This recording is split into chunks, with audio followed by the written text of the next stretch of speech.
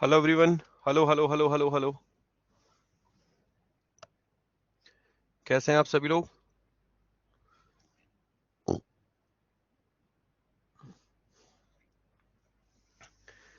सब बढ़िया। Fine sir, fine. Okay. अभी तक जितना सेशन हुआ है उसमें कोई दिक्कत? सारी चीजें क्लियर है?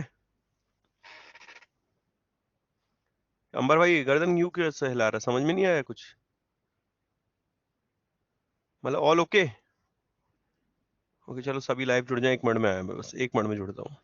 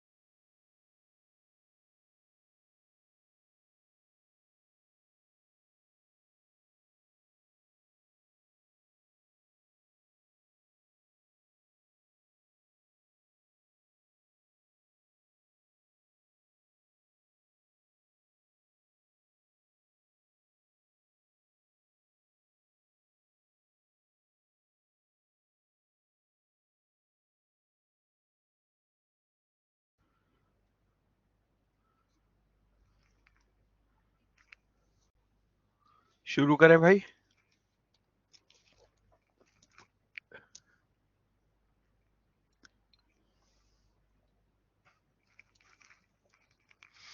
अच्छा, अभी मैंने 15 एमसीक्यू कराए थे तुम लोगों को वाईटी पे, यूट्यूब पे।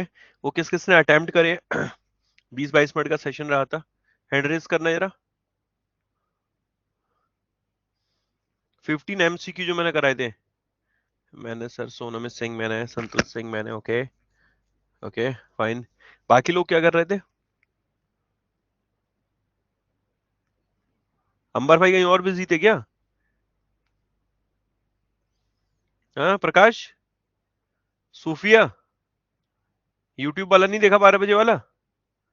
विद्यानंद, रिंकी,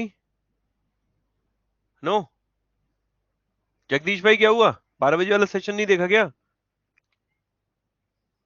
अरे वाह, बहुत बढ़िया। मतलब सही है भाई, मतलब मेहनत फालतू की करी थी। कल से मैं कॉपी पेस्ट वाला कंटेंट ही लेकर आऊंगा फिर है? अब देखना ही नहीं है तो कोई दिक्कत ही नहीं है भाई। 15 एमसीक्यू कराए थे, एक बार उन्हें देखना।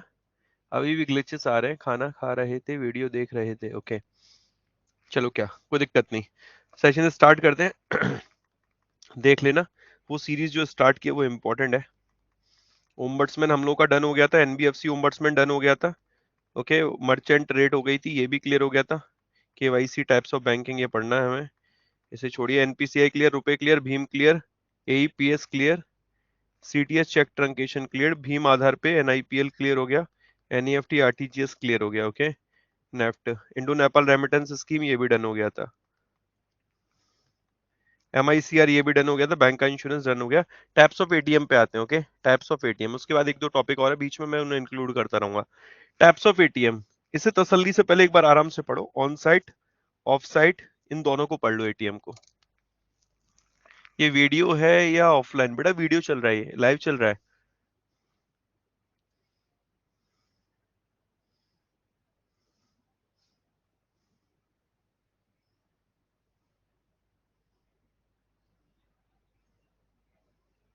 What is the meaning of on site end of site ATM? अभी रिसेंटली एक क्वेश्चन पूछा गया था व्हाइट लेवल एटीएम से, रिसेंट एग्जाम में भी क्वेश्चन था ये।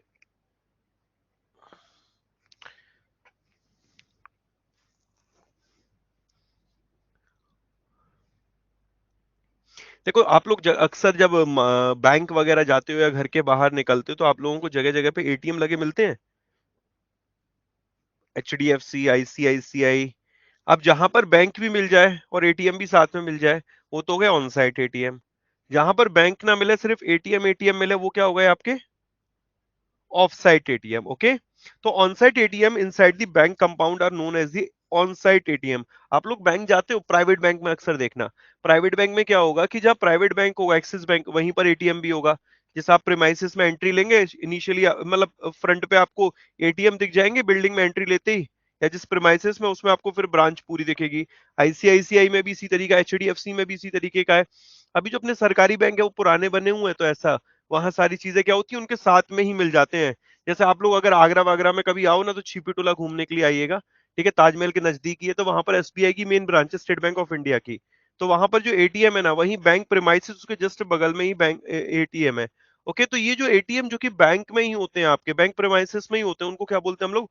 On site ATM. जो बैंक के साथ में ही है, जो बैंक के साथ में ही, वो आपके क्या है? On site ATM. These are the ATM machine that are set up in the premises where there is a bank branch so that both physical branch and ATM can be used। कोई दिक्कत? यहां तक कोई दिक्कत? संतोष sir यहां तक कोई दिक्कत? सुमित ठाकुर, सुरभि पांडे, अजय मीना, फाइन। जयदीप, क्लियर है? ओके सुनीता, कोई दिक्कत ऑन साइड में? ऑफ साइड क्या है कि ऑफ साइड, एक बार जो आप लोगों ने अक्सर देखा होगा, ऑफ साइड एटीएम आपको हर जगह मिल जाएंगे, चौराहों पर अलग से लगे हुए होते हैं। जैसे आपका घर हुआ, हमारा घर हुआ, उन्होंने क्या किया, जैसे होता नहीं घरों के नीचे आप दुकान वुकान निकाल लेते हैं, वहीं पर ही एटीएम दे देते किराए पे किसी को, एटीएम के लिए स्पेस दे देते हैं। तो वो एटीएम क्या बैंक से जुड़ा हुआ है क्या? क्या वो बैंक के साथ ही है, बगल में बैंक है और एटीएम है? नहीं ना, वो सारे एटीएम क्या है? स्टैंड अलोन है, अलग अलग अलग अलग अलग अलग है। ऐसा है कि नहीं है? ओके, तो ये सारे क्या है आपके off site ATM. Okay, the ATM that are located in various places except inside the bank premises are known as the off site ATM. ये क्लियर हुआ? ये क्लियर हुआ कि नहीं हुआ? Off site ATM, on site ATM, दोनों में कोई दिक्कत? These are the machines that are set up in standalone basis. This means that the bank has a place where there is only an ATM machine there. Then this will become an offsite ATM. Simple है, language भी simple है। Okay Meena, clear हो रहा है ये? कोई दिक्कत तो नहीं ऑन साइट और ऑफ साइट में? तीसरा आप एक चीज बताइए, कैसे कितने स्टूडेंट है जो कॉलेजेस कॉलेजेस में गए, मतलब कॉलेज लाइफ देखी है जिन्होंने? मैंने नहीं देखी ना यार दोस्त, मैंने कॉलेज लाइफ नहीं देखी, मैं कॉलेज में कभी गया नहीं। बीकॉम मैंने प्राइवेट की, एमकॉम प्राइवेट की, तो मेरे को तो कभी मौका ही नहीं मिला। तो ये कितने आप लोगों ने देखा कभी एटीएम वगैरह? अपने यहाँ पर एटीएम मशीन लगी देखी, एटीएम वगैरह कॉलेज में देखा? ओ भाई अमीर कॉलेज से पढ़े हैं सबके सब, है ना भाई, एटीएम एटीएम सब लगा रहता था। तो वो एटीएम कौन सा है आपका? मजाक कर रहा हूँ, ये वर्क साइट एटीएम है। जैसे कंपनीज वगैरह में आप लोगों ने देखा होगा, कंपनी क्या, क्या हुआ? ना पढ़ा है? मतलब दिक्कत विक्कत है, बंद कर दे। ठीक है, तो वर्क साइट एटीएम मतलब कौन सा एटीएम भाई? It is located within the premises of an organisation. It is generally meant only for employ of the organisation. होता नहीं कि कॉलेज में अगर आप लोग भाई कॉलेज के स्टूडेंट है, उनको बाहर ना जाना पड़े, तो बैंक ऑफ बड़ौदा अंदर खुल गया, ठीक है, वहीं पर ही उसकी ब्रांच खुली हुई है ना, एटीएम भी लगा हुआ, वो आपके कैसे एटीएम होगा? Work site ATM. सुशांत दा कह रहा है दीदी चाय मत पियो, दिल कर रहा है। बेटा दीदी को क्यों देख रहा, भैया को भी देख ले। हैं? दीदी को क्यों देख रहा, भैया को भी देख ले। भैया पानी पी रहा तब तो तूने बोली नहीं है, दीदी की चाय में तेरे को स्वाद आ गया। ये ब्लॉक कर दूंगा। ये जितने भी तुम ना, ये जो ये बोलते, मैं सब समझता हूँ तुम्हें, मैं भी उसी जगह से उठ के आया हूँ। ये तो आराम से फोकस कर लो मेरे भाई, कुछ नहीं होगा जिंदगी में, कुछ नहीं है फिर। वर्क साइट एटीएम क्लियर हो गया? तो संतोष सर मुस्कुरा रहे हैं, कह रहे हैं सही कह रहे हो सर। ठीक है, यहाँ तक क्लियर है ना? अब तो मजेदार चीजें आने वाली हैं। अब आते हैं white level ATM, brown level ATM, but उससे पहले हम लोग पढ़ेंगे यहाँ पर माइक्रो एटीएम। जरा इसे प्लीज पढ़िएगा, माइक्रो एटीएम को। Micro ATM.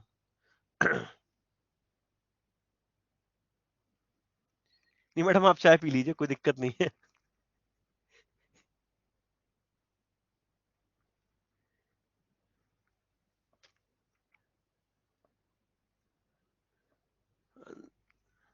अरे महर्षि आ गया अपना। और भाई हीरो कैसा है? यार तेरी स्माइल बड़ी प्यारी है भाई। तू मुझे एक छोटी सी क्लिप बना के दे। माइक्रो एटीएम आप लोगों ने लॉकडाउन देखा है? मोदी जी आए थे, अरे मित्रों रात के 8 बज गए, ठीक है आज से नोटबंदी। माइक्रो एटीएम देखे? ये उस टाइम से काफी चल पड़े भाई, बहुत चले हैं। एक माइक्रो एटीएम, और दूसरा यहाँ पर भाई ये आपका एक और था मोबाइल एटीएम। मोबाइल एटीएम और माइक्रो एटीएम ये तब से बहुत चले। पहले मोबाइल एटीएम पे आ जाते हैं। मोबाइल मतलब जानते हो? मोबाइल, एक इंटरव्यू में क्वेश्चन पूछा गया था, what's the meaning of mobile. Mobile मतलब क्या है? What is the meaning of mobile? Movable. ठीक है, मूवेबल मतलब समझते हो ना? मूवेबल, मोबाइल फोन है ना, आप इधर से उधर कैरी कर सकते हो। ओके, तो मोबाइल एटीएम वो कौन सी जो कि एक जगह से दूसरी जगह जा सकते हैं। आप लोगों ने देखा होगा ये वाली वैन टाइप की लगी लगी रहती है। आपने मेले वगैरह गए हो? मेले वगैरह, मेले में, मेले में गए हो कभी? और मेले में आप लोगों ने देखा हो जगह जगह एटीएम लगे रहते हैं, बड़े बड़े मेले जब होते हैं भाई।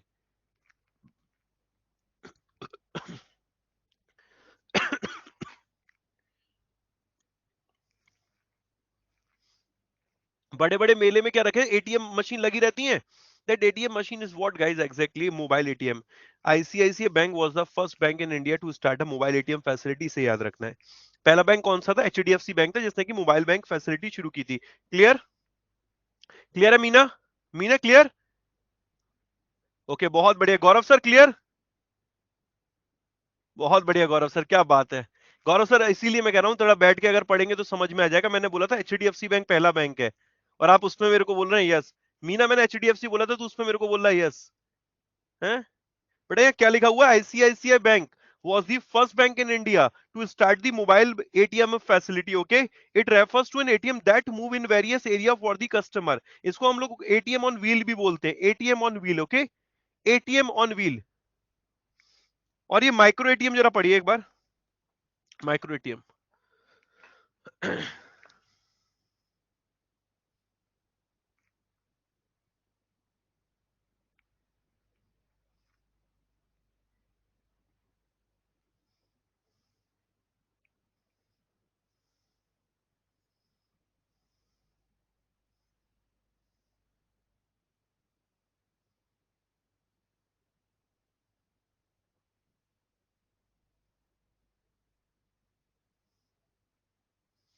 पीओएस है ये तो। अच्छा, आपके यहाँ पर पीओएस में बायोमेट्रिक ऑप्शन होता है क्या? नहीं होता। ये पीओएस जैसा है, जैसे नहीं होना बोला वो मेरे भाई जैसा है ना? वैसे बेटा ये पीओएस जैसा है, but it is not POS, it is a micro ATM. आपको ना एक चीज पढ़ाई थी, एईपीएस, आधार इनेबल्ड पेमेंट सिस्टम, याद आ रहा है कुछ? एईपीएस। अब जो आधार इनेबल पेमेंट सिस्टम में काम होता है वो कैसे होता होगा? अब एक बंदा है, वो पहुंचा गांव में, फॉर एग्जांपल आशीष गौतम एक गांव में पहुंचता है, और उन्होंने कहा अरे दद्दू अपना अकाउंट आपको खुलवाना है। दद्दू ने बोला हाँ आशु मेरे को खुलवाना है। तो मैंने उनको एक फॉर्म दिया, उन्होंने फॉर्म फिल करके मेरे को दे दिया, अंगूठा वंगूठा लगा के दे दिया। अब मैंने कहा दद्दू 500 रुपए तो मैं तुम्हारे जमा कराता हूँ। तो उन्होंने आधार जो दिया था उनका अकाउंट से मैंने लिंक विंक कर दिया सारी चीजें। और मैंने क्या किया, ये जो मशीन है उनके सामने रख दी। जब ये मशीन उनके सामने रखी तो उन्होंने यूं करके यूं किया, अपना थंब रखा, उनकी सारी डिटेल आ गई, इस पे ओटीपी आया, मैंने उनके फोन पे से ओटीपी लिया और उनका पैसा डिपॉजिट कर दिया, ट्रांजैक्शन डन। तो this is what exactly guys, जो एईपीएस है या बिजनेस कॉरेस्पॉन्डेंट जो काम कर रहे हैं, वो इसी एईपी इसी मशीन के आधार पर काम करते हैं, माइक्रो एटीएम के आधार पर। It mean to be a device that is used by million business correspondent to deliver basic banking services. कभी गए हो जनरल स्टोर पे? और जनरल स्टोर पे भी आप जैसे रूरल एरियाज में आप जाएंगे, कस्बे में जाएंगे, गांव देहात में जाएंगे, तो वहां जो दुकानदार नहीं होते हैं, जो दुकानदार एक दो गिने चुने तो दुकानदार होते गांव में, अंदर आप चले जाएंगे 3 4 दुकानदार मिल जाएंगे, तो वो क्या करते हैं, माइक्रो एटीएम अपने पास रख लेते हैं। एक तरीके से वो बीसी के तौर पर काम कर रहे होते हैं, बैंक के एजेंट के तौर पर उस क्षेत्र के लिए काम कर रहे होते हैं। आपको पैसे की जरूरत है, वो पैसा आपको दे देंगे इसी माइक्रो एटीएम से ट्रांजेक्शन करके। ओके, अगर आपको पैसा जमा कराना है तो वो पैसा जमा भी कर लेंगे। समझ में आया? मैंने किया है इससे पेमेंट, तो well done. Platform will enable business correspondent to conduct instant transaction who could be a local kirana shop owner और will act as a micro ATM. समझ में आया कि नहीं आया? बैंक में भी माइक्रो एटीएम रहता है सर, हमारे गांव में है। Okay fine. राशन पर होता है। Okay fine. ये समझ में आ रहा है कि नहीं आ रहा, पहले ये बताओ, क्लियर हो रहा है? कोई दिक्कत तो नहीं है? हाँ सुमित बता, क्या सवाल है तेरा?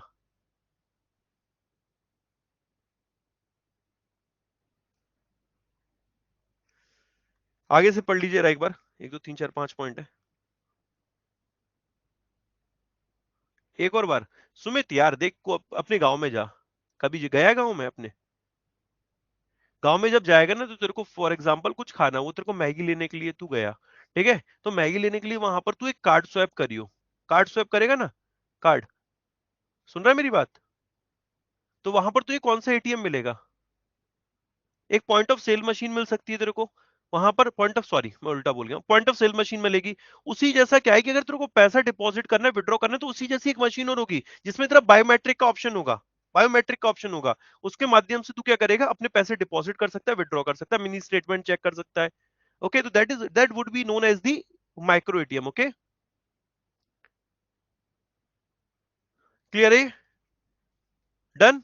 The machine contain card swipe facility and fingerprint scanner. Card swipe facility भी है, मतलब एक तरीके से मल्टीपल टास्क हो जाएंगे इससे। These machine are carried by bank representative at the remote and mobile location. मतलब जो गांव देहात के एरिया होंगे वहां पर वो उसको कैरी करके रहता है। Machine are handy and not capable of keeping any cash. इसमें कैश वैश की जरूरत नहीं पड़ती रखने की।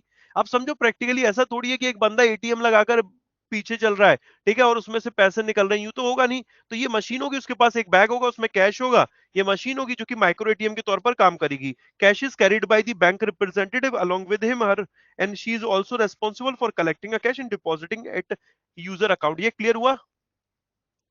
सर हमने नहीं देखे। हाँ नहीं देखे आपने तो कोई दिक्कत नहीं, पढ़ लो। हर चीज जो पढ़ाई जा रही है वो आपने देखी हो तो इसका मतलब ये पॉसिबल भी तो नहीं है, है?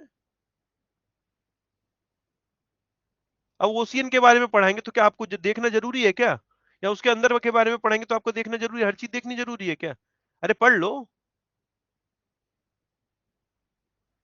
ठीक है, स्वरन भाई क्लियर हो रहा है? चलो फाइन। माइक्रो एटीएम क्लियर है यहाँ पर। ये मोबाइल एटीएम क्लियर है। अब जरा ऐसे पढ़ते हैं। White level ATM, brown level ATM. आराम से पढ़ना, जल्दबाजी मत करना।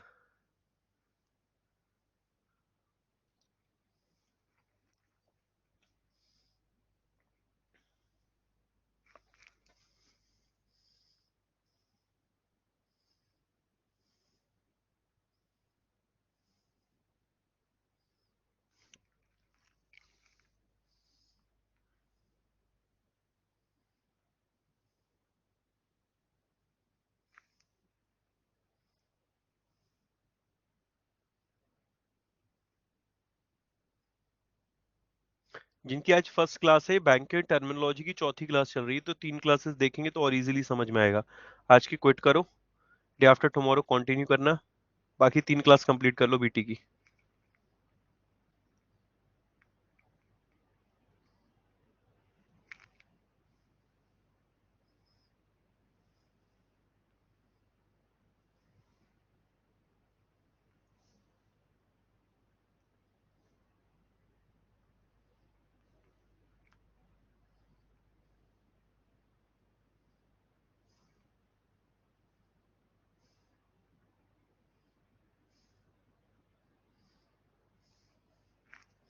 Done done done. पूरा समझ नहीं आया? ओके फाइन, कोई दिक्कत नहीं, मैं समझाता हूँ। एंटिटी मीन्स, ओके, मेरी फर्स्ट क्लास है, ये क्लास अटेंड कर सकती हूँ क्या? हाँ ना गौतम, इससे काम करो, क्विट करो। एक काम करना, आप प्रीवियस क्लास 3 और देखना, उससे समझ में आएगा बीटी। ब्राउन लेवल समझ में नहीं आया 2022 के लिए यही बैच है क्या? हाँ जी। समझ नहीं आया, टाटा ग्रुप का भी देखा था अभी। व्हाइट लेवल एटीएम किसी बैंक का नहीं होता। Okay fine. कभी आपने कोई एटीएम देखा जिसके ऊपर बैंक का नाम ना लिखा हो? देखा है? जगदीश भाई देखा है क्या? नहीं देखा? जगदीश भाई हो कहां से आप? आगरा के आसपास है कोई? शहर में आप निकलेंगे तो वहां पर आपको इंडिकैश के नाम से मिल जाएगा, इंडिकैश, इंडिकैश टाटा का। चलो समझते हैं। हम लोग 3 एटीएम पढ़ेंगे, आपने 2 पढ़े हैं, मैं 3 पढ़ाऊंगा आपको। एक है बैंक ओन्ड एटीएम, और दूसरा आता है व्हाइट लेवल एटीएम। पहले ये पढ़ते हैं, ब्राउन लेवल एटीएम।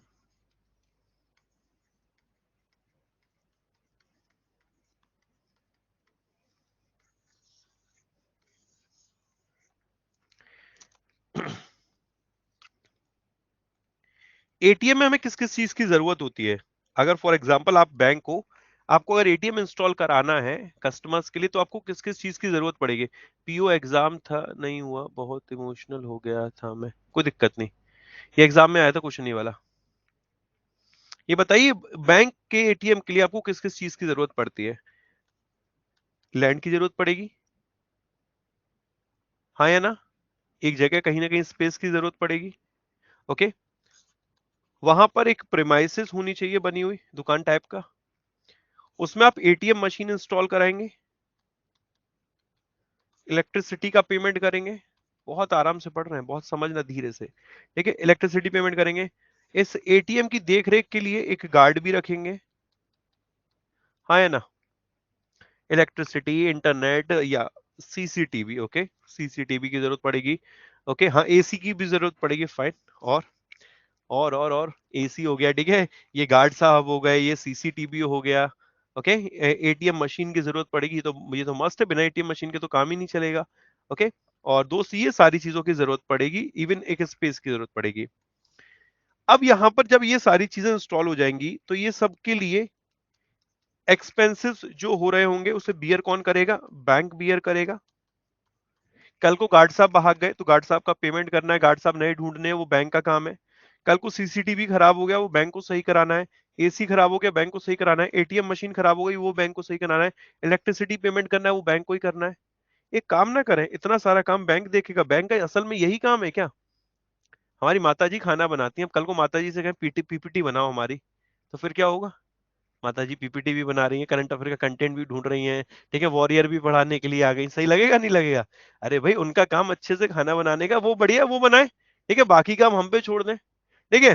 तो अब यहां पर क्या किया गया कि बैंक ने सोचा यार ये जो एक्सपेंसेस हैं, इसके लिए मैं किसी आउटसाइडर से क्यों ना कांटेक्ट कर लूं, इसके लिए क्यों ना मैं किसी आउटसाइडर से कांटेक्ट कर लूं।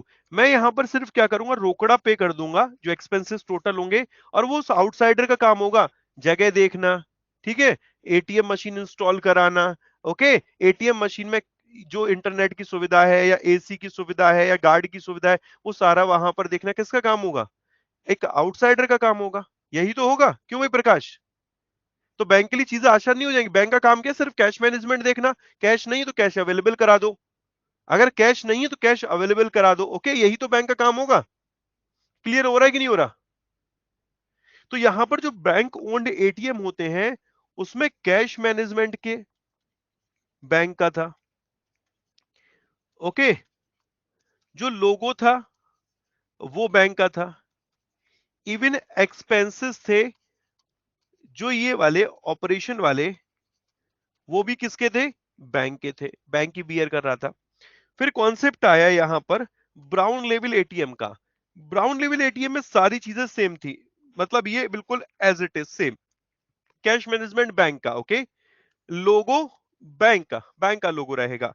बट ये जो एक्सपेंसेस नहीं थे, एक्सपेंसेस, इस इन एक्सपेंसेस के लिए इन्होंने यहां पर आउटसाइडर को अपॉइंट कर लिया, कोई भी आउटसाइडर को, समझ रहे, किसी आउटसाइडर को। अभी होता क्या है कि जैसे मैं अपना बताता हूं, मेरे साथ क्या होता है, मैं वॉरियर भी पढ़ा रहा हूँ, करंट अफेयर्स बैच भी पढ़ा रहा हूँ, मैं स्टैटिक जीके भी पढ़ा रहा हूँ, तो मुझे हर दिन कहीं ना कहीं गड्ढा खोदना पड़ता है, पानी भरना पड़ता है, मुझे हर दिन नए कंटेंट की जरूरत होती है।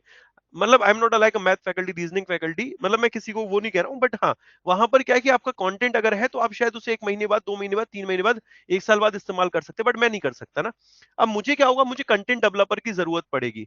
तो मैंने जो कंटेंट डेवलपर का काम अभी तक मैं कर रहा था, खुद मैं कर रहा था, अब उसके लिए मैंने किसको किया, एक बंदे को अपॉइंट कर लिया, अब वो मेरा वो काम करने जा रहा है। समझ रहे हो? तो मेरे लिए चीजें आसान हो जाएंगी ना। जो मेरा रेगुलर काम है, मुझे सिर्फ पढ़ना है, चीजों को समझना है, उस पर मैं फोकस कर पाऊंगा। मेरी बात क्लियर हो रही है कि नहीं हो रही है? मेरी बात क्लियर हो रही है?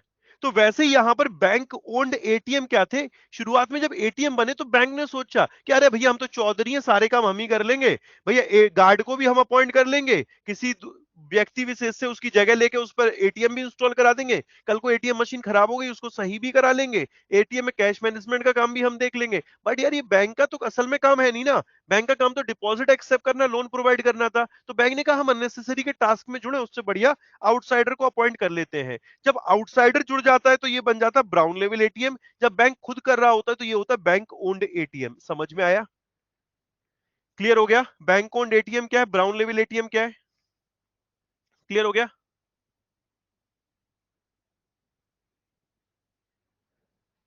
ठीक है, तीसरा आ गया यहां पर व्हाइट लेवल एटीएम। अब व्हाइट लेवल एटीएम में क्या है, इसमें क्या किया इन्होंने कि जो एनबीएफसी होती हैं, अभी तक बैंक का ही आपको लोगो देखने को मिलता था। Okay, hardware is owned by service provider is called brown level ATM. Hardware ही क्यों कह रहा रविंद्र दोस्त, guard is owned by guard भी किसका है, आउटसाइडर का है, ठीक है। हार्डवेयर भी आउटसाइडर का, इलेक्ट्रिसिटी भी आउटसाइडर की, सब कुछ आउटसाइडर का। हम तो एक मुश्त पैसा उसको दे देंगे, ले भाई तेरा इतना है, तेरे को ठेका दे दिया 6 महीने का एटीएम चलाने का, अब तू चला। कैश मैनेजमेंट होगा वो हमारा काम है, कैश रखना ना रखना वो हमारा काम है, बाकी उसमें इलेक्ट्रिसिटी नहीं है कि नहीं है, ये सारा काम आउटसाइडर का है। ठीक है। अब ये जो व्हाइट लेबल एटीएम है ना, इसमें बैंक का कैश मैनेजमेंट क्या है, बैंक का है भाई, बैंक का। ओके, अब ये जो लोगो है यहां पर बैंक का नहीं होगा आपका, और जो ये बैंक एक्सपेंसेस होंगे ना, ये भी दोस्त बैंक के नहीं होंगे। अब जब बैंक की नहीं है लिस्ट में, अब ये सोचो बैंक का एटीएम नहीं है, वो है व्हाइट लेबल एटीएम। ऐसा एटीएम जो बैंक का एटीएम नहीं है वो व्हाइट लेबल एटीएम है। टाटा ने जैसा भी एक ओपन किया था एटीएम, वो इंडिकैश के नाम से, इंडिकैश के नाम से, वो किसका था, टाटा का था ना, किसी बैंक का तो नहीं था। तो वो क्या है, एक व्हाइट लेवल एटीएम है। ये क्यों लाया गया कि एटीएम की पहुंच को बढ़ाया जाए, फाइनेंशियल इंक्लूजन किया जाए, लोगों तक बैंकिंग सर्विसेज पहुंचाई जाए। उसके लिए कॉन्सेप्ट लेकर आए कि जो प्राइवेट प्लेयर है उनको भी, जो भी प्राइवेट प्लेयर, अभी तो गवर्नमेंट बैंक या प्राइवेट बैंक जितने भी थे यही ओपन करते थे, अब अपार्ट फ्रॉम बैंक भी यहां पर एटीएम ओपन कर सकते हैं, उनको बोल दिया एनबीएफसी। ओके, और उनका बैंक का अब लोगो नहीं रहेगा, बैंक का नेम नहीं रहेगा, ठीक है, बैंक का कोई एक्सपेंसेस नहीं होगा। अब क्या होगा, यहां पर जो आउटसाइडर होगा ना, जो भी होगा, जिसको लाइसेंस दिया गया व्हाइट लेवल एटीएम का, वही यहां सारा का सारा काम देखेगा, वही सारा का सारा काम देखेगा। समझ में आया ये? सुनिए, तो थोड़ा कम समझ में आ रहा है क्या?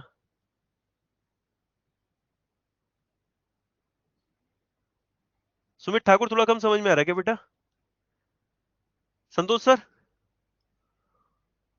Okay fine. जयदीप? फाइन। चलो एक बार पढ़ते हैं इसे दोबारा से, ठीक है। आई थिंक सो अब कंटेंट जब पढ़ रहे होंगे ना तब चीजें और आसान हो जाएंगी। जरा ये देखिए डिफरेंस, थोड़ा कंफ्यूज हो गए, कोई दिक्कत नहीं, अभी सारा क्लियर हो जाएगा। आज ही क्लास अटेंड कर पाना मुश्किल है, मार्केट में हूं अभी। ओके,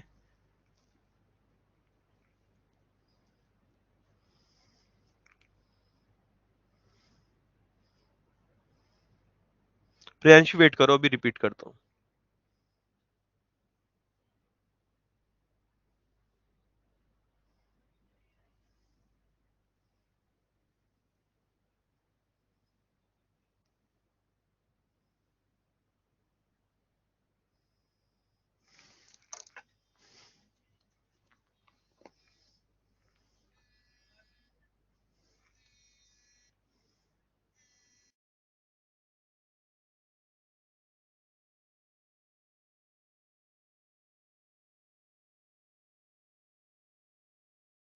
अरे भैया, अंजलि बात कर रही थी, पुरानी कार बेचना चाहते, नई खरीदी नहीं है, पुरानी कार बेच देना, ये देख रहे हो, डेटा ब्रीच चल रहा है यहाँ पर। अब बेटा यहाँ पर समझो जरा क्या सीन है, ये जरा देखिएगा। व्हाइट लेबल एटीएम क्या है, ऑटोमेटेड टेलर मशीन, यहीं से क्वेश्चन था, इसमें फोकस करिएगा। Owned and operated by white label non bank entities. Okay, white label ATM जरा समझिएगा, जो ऑटोमेटेड टेलर मशीन है ATM, setup owned and operated by, मतलब सेटअप भी किया एनबीएफसी ने, ओन्ड भी किसका, एनबीएफसी का, ऑपरेट भी कौन कर रहा है, NBFC. This is what white level ATM. Okay, these the difference in this ATM machine does not have any branding of bank, किसी भी बैंक का लोगो नहीं होता, दिखा दो कहीं पर अगर लग रहा हो, एसबीआई का हो, एचडीएफसी का हो। व्हाइट मतलब जो नॉन बैंक का, ब्राउन मतलब जो बैंक का तो है पर ऑपरेट थर्ड पार्टी करती है, expenses outsider. Pooja well done. Tata communication payment solution was the first company authorised by reserve bank of India to open white level ATM. और इसमें जो ब्रांड नेम था that was Indicash. Okay, Indicash इसमें ब्रांड नेम रहा था। Clear है ये? And these machine are usually deployed by NBFC. Brown मतलब होता है ऐसे ATM based on the concept of sharing the cost. यहां पर क्या है, कॉस्ट शेयरिंग की जा रही है। अभी तक जो भी खर्चा बैंक बियर कर रहा था उसको लगाने का, सेट करने का, उसका अब वो शेयरिंग करेगा कॉस्ट बैंक। यहां पर brown level ATM, ATM hardware is owned by service provider but cash management network connectivity are provided by sponsor bank. जिस भी बैंक का एटीएम है, but ATM machine contain logo of sponsor bank. समझ में आ गया ये? क्लियर हो गया ये?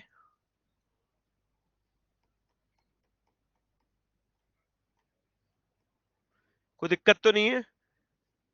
स्पॉन्सर बैंक, अरे पांडे जी, जिस जो बैंक है उसका एसबीआई का है तो वो एसबीआई का लोगो होगा, ठीक है? या एचडीएफसी का है तो एचडीएफसी का लोगो होगा।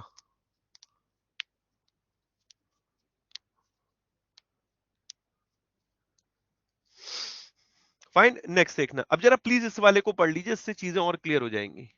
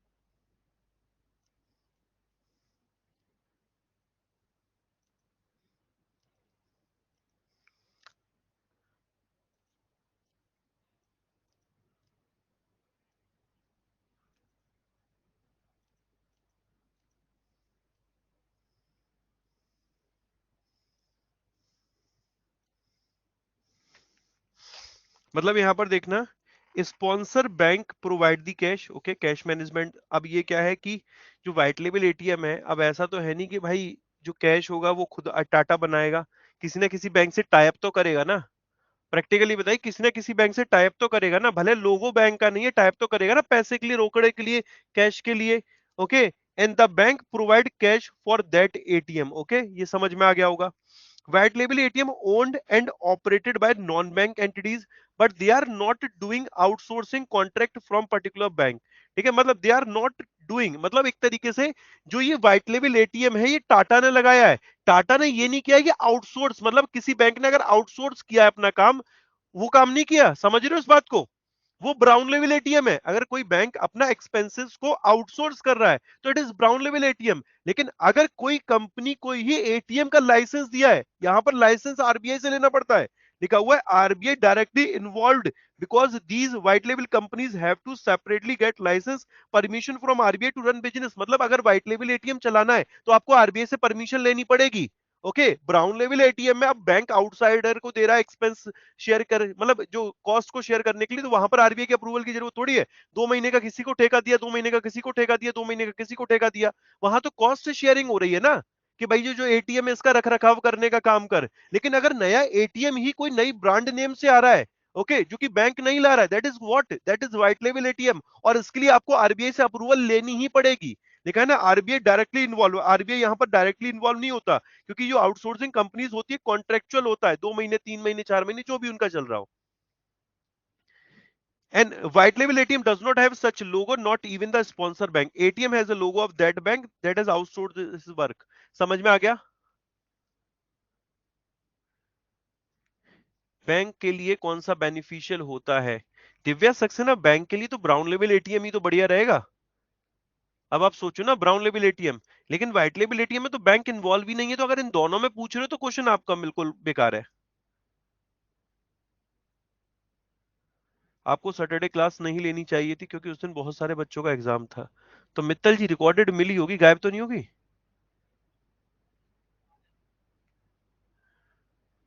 दिव्या ने पूछा बैंक के लिए कौन सा बेनिफिशियल होता है, तो सुमित ठाकुर कह रहे नाइस क्वेश्चन। सुमित, काय का नाइस क्वेश्चन भाई?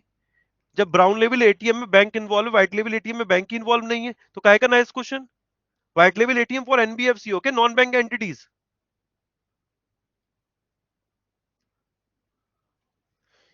क्लियर हो गया ये? कोई दिक्कत?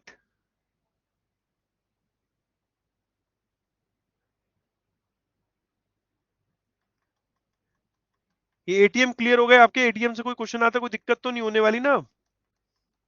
ये नच बाद में पढ़ेंगे, अभी बीएसबी। अच्छा, ये बीएसबीडीए मैंने करा दिया था, एक बार ये बता दो मुझे। बीएसबीडीए करा दिया था, डन हो गया था? Okay fine. Types of check हम लोग के हो गए थे।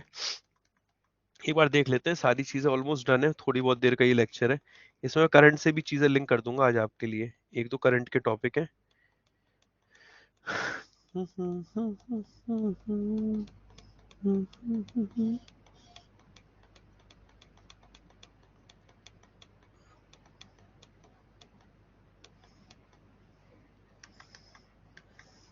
इसे पढ़ो यार,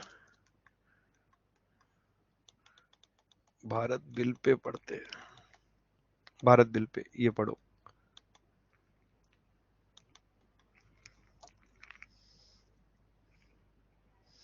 brown is good for bank because cash flow come from other organisation. मतलब?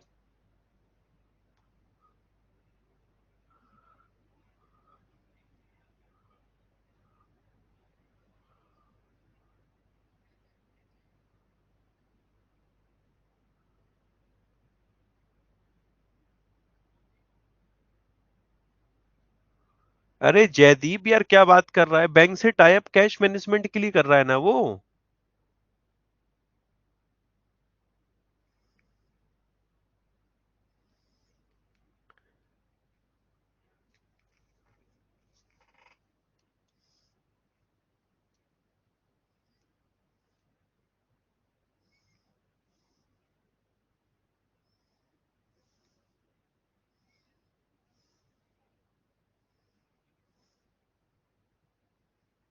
समझ में आ गया ये? अगला वाला देखना है।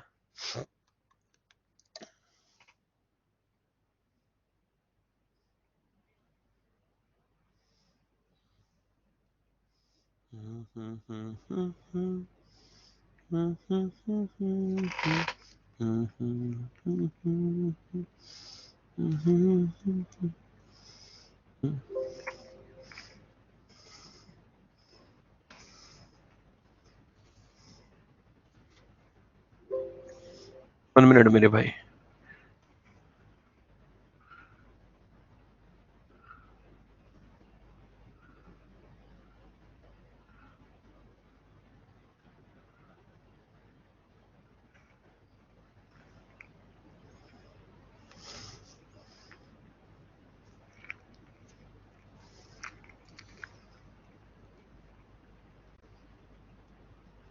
ये क्लियर हुआ? अब देखो यार, तुम लोग ना इलेक्ट्रिसिटी का बिल कौन कौन पे करता है घर पे?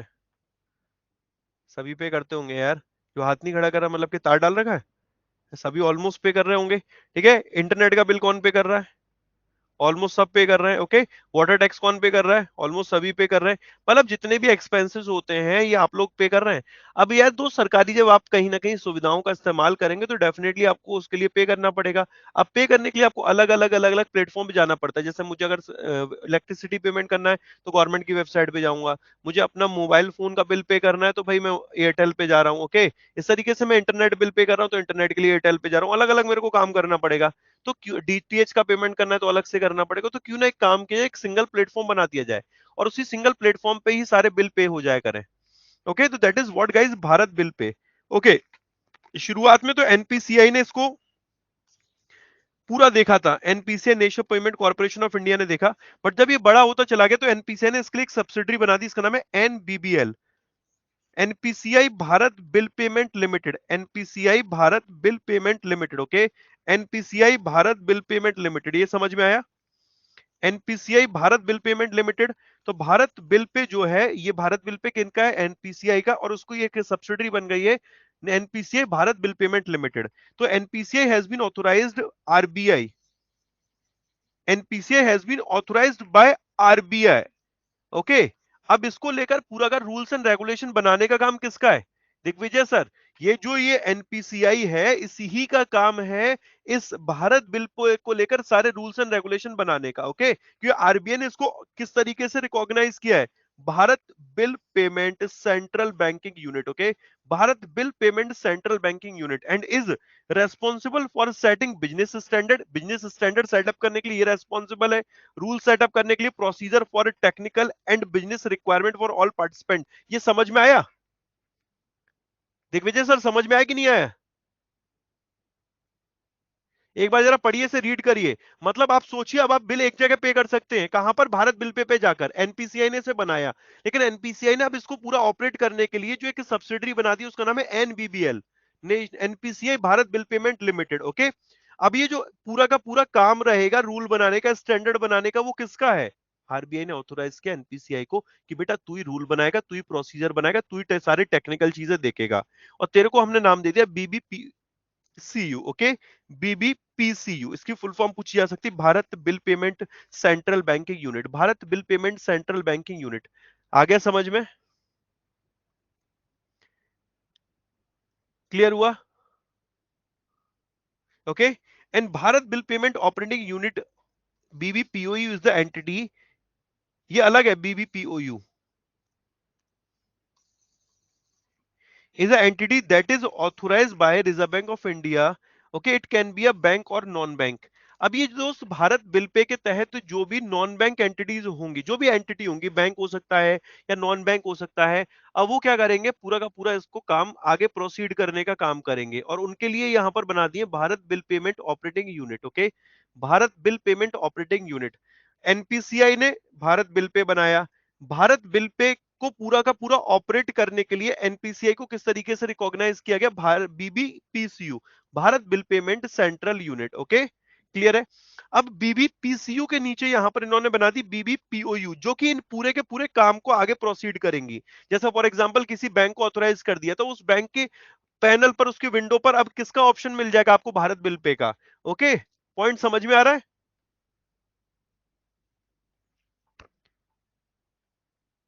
अरे सरोजिनी जी सीधे बैठ जाओ, गिर जाओगे मेरी बहना। तू पूरा मोबाइल में घुस जाएगी। तुम लोग भाई सीधे क्यों नहीं बैठ के पढ़ते हो, ये बताओ।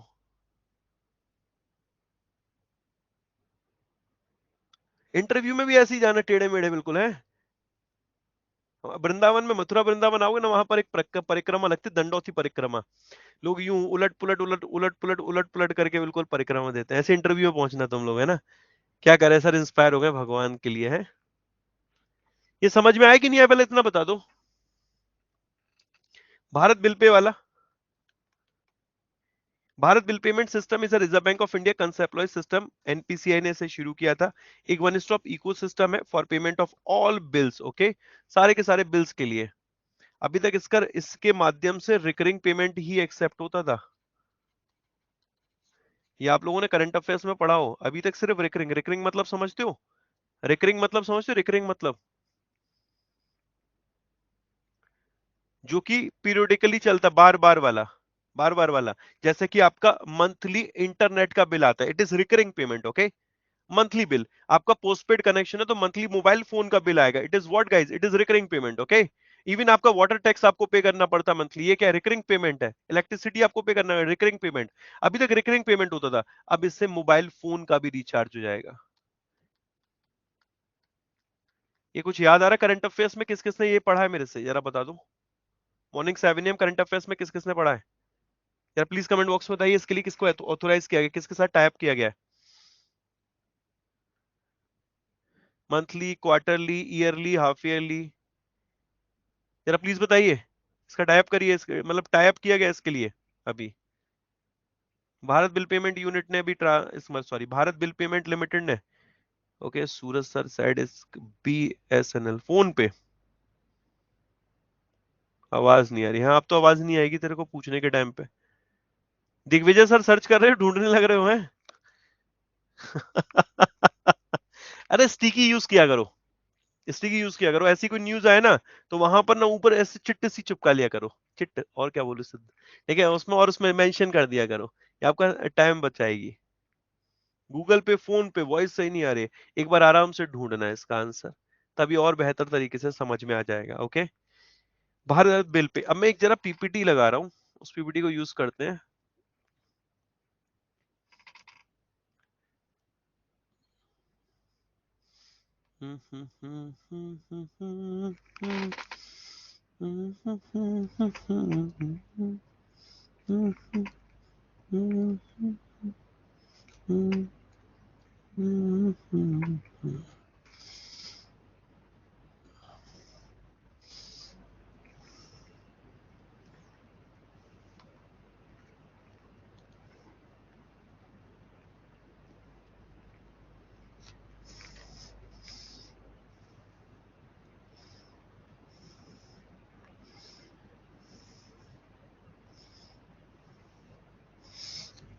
ये पीपीटी आपको दिख रही होगी। RBI introduce a scheme of penalty for non replenishment of ATM effective from 1 अक्टूबर 2021। कुछ दिख रहा है क्या ये? सुरभि, सरोजनी, सुनीता, दिग्विजय भाई, सोफिया, महर्षि, प्रकाश, दिख रहा है ये?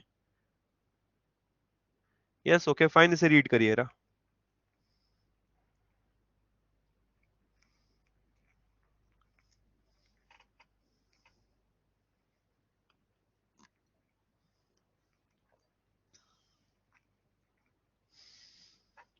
आप लोग कभी एटीएम गए और ऐसा हुआ है कि पैसा ना मिला हो आपको? शायद 10 में से 5 बार ऐसा हुआ होगा, 6 बार हुआ होगा कि पैसा नहीं ही मिलता है। ठीक है, बहुत कम बार होता है जब आपको एटीएम में जाते हो और पैसा मिल जाता है। ओके, विड्रॉ करने के लिए। अगर एटीएम में पैसा नहीं है, चाहे व्हाइट लेवल एटीएम हो, चाहे ब्राउन लेवल एटीएम हो, चाहे बैंक ओन्ड एटीएम हो, तो उस केस में जो भी, जिसका भी वो एटीएम होगा, उसके ऊपर पेनल्टी लगाई जाएगी। उसके ऊपर पेनल्टी लगाई जाएगी, और पेनल्टी जो रहेगी वो 10,000 रुपए की पेनल्टी लगाई जाएगी। ओके, जरा समझिएगा। आरबीआई ने अभी एक स्कीम इंट्रोड्यूस की थी, scheme of penalty for replenishment of ATM. और ये कब से लागू हुई है? 1 अक्टूबर 2021 से इस योजना को लागू किया गया है, scheme of penalty for non replenishment of ATM, जहां bank and white level ATM operator will be penalised in the event of cash out beyond the permissible time limit. एक समय दिया है कि अगर उतने समय तक आपका 1 महीने में पैसा नहीं होता तो कोई दिक्कत नहीं। ओके, अगर उससे ज्यादा वक्त बीत जाएगा तो आपके ऊपर पेनल्टी लगाई जाएगी। तो अकॉर्डिंग टू स्कीम, जो पेनल्टी है वो 10,000 रुपए पर एटीएम है, पर ATM will be levied in the event of the cash out situation of more than 10 hours in a month। अगर एक महीने में 10 से ज्यादा घंटे कैश आउट रहता है, 1 महीने में 10 से ज्यादा घंटे कैश आउट रहता है, ये दूसरे शब्दों में कहें, अगर 1 महीने में 10 घंटे से ज्यादा एटीएम में कैश नहीं होता है, उस केस में यहां पर पेनल्टी लगाई जाएगी। क्लियर हुआ ये? और कितने की पेनल्टी रहेगी? 20,000 ये पर एटीएम पेनल्टी रहेगी। दिग्विजय भाई क्लियर है? दिग्विजय भाई क्लियर है? एक बार लिखिए यस। बहुत बढ़िया, क्या बात है, अति सुंदर। मैंने क्या बोला था वैसे, पता आपको? आप लिखिए। एक बार बताइए, पत्र इतने लिखे, कोई पत्र का फायदा हुआ? नहीं हुआ ना, कोई फायदा नहीं हुआ। आपका पत्र लेट पहुंचा होगा, किसी और का पहले पहुंच गया होगा। तो अब नोटबुक भी मत लिखिए। मैंने यहां पर 10,000 की जगह 20,000 बोला, और आप मुझे कह रहे हैं बहुत बढ़िया। पेनल्टी कितनी? 20,000 की 10,000? 10,000 ना, तो प्लीज थोड़ा फोकस करिए। नोटबुक बाद में बना लीजिएगा सर, मैं याद करा दूंगा, गारंटी दे रहा हूं। समझ लीजिए, एटीएम में पैसा नहीं है एटीएम वालों के पास। ठीक है, आरबीआई अब ठोक देगा उनको पेनल्टी। कितने की? 10,000 की। 1 महीने में कितने घंटे तक अलाउड किए गए हैं? 1 महीने में कितने घंटे अलाउड किए गए? 10 घंटे। अगर 10 घंटे से ज्यादा, तब पेनल्टी ठोकी जाएगी। क्लियर है? कोई दिक्कत नहीं? अब नोटबुक मत बनाना। तुम्हें तुम्हारे प्रिय की कसम है, अगर तुम नोटबुक में लिखे अभी, ठीक है, अभी चुपचाप समझ लो, मेरी मेहनत को ना प्लीज समझो यार। जो मैंने गलतियां करी वो मत करो, नोटबुक भर के कोई काम नहीं होता। 1 मिनट रुक जाओ और देखूं जरा, एक आध दो और पॉइंट मिल जाए।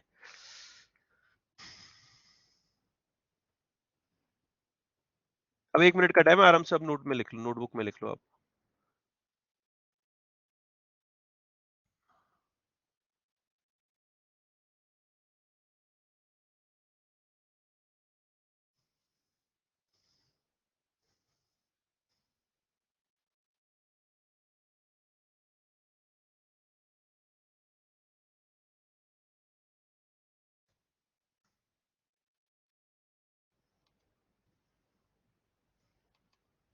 हमें एक पॉइंट और पढ़ा दूं, उसके बाद मैं तुम्हें पीएम स्वनिधि योजना से एक बहुत ही शानदार पॉइंट लिंक करूंगा, ठीक है?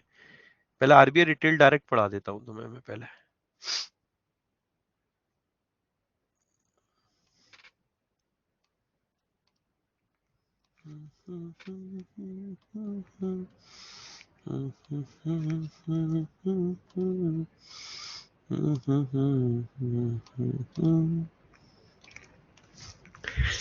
ये आरबीआई रिटेल डायरेक्ट है, और इस स्कीम के तहत क्या है कि आप अपना अकाउंट ओपन कर सकते हैं अब आरबीआई के पास। ओके, कितने स्टूडेंट जिन्होंने मेरे से पहले पढ़ लिया है?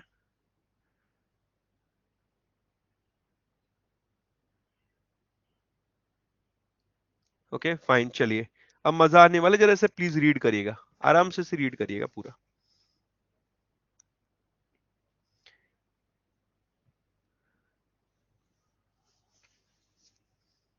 सौरन पहले पढ़ा हुआ है? नहीं पढ़ा हुआ? चल बस मजा आएगा, इसे पढ़।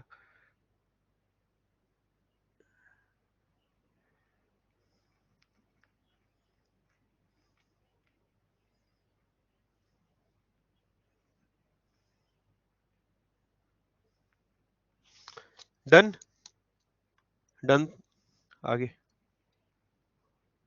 वर्चुअल मोड ये होता है सुनीता कि आपको कहीं वेन्यू वगैरह पे जाने की जरूरत नहीं है, आपने ऑनलाइन ही सारी चीजें लॉन्च कर दी है। मैं तो वर्चुअली तो पढ़ा रहा हूँ, वर्चुअली ऑनलाइन।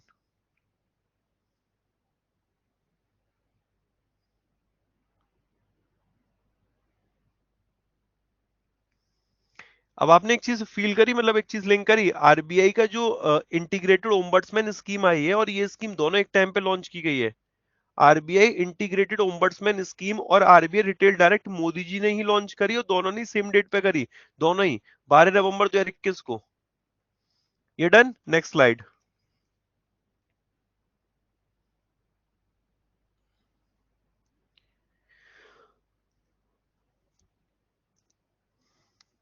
सर क्लास की पीडीएफ डाउनलोड नहीं होती। हाँ दीपिका कुर्मी, उसे आप रीड कर सकते हो और अपने नोटबुक में नोट कर सकते हो, उसका प्रिंट नहीं ले सकते आप।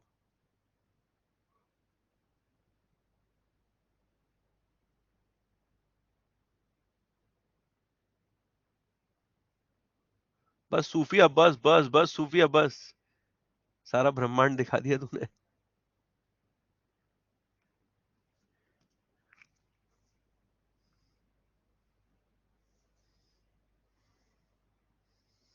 डन। नेक्स्ट। डन होता चला, प्लीज बोलते चलिएगा। Third point is not clear, अभी मैं क्लियर कर दूंगा सारे, प्लीज रीड कर लो।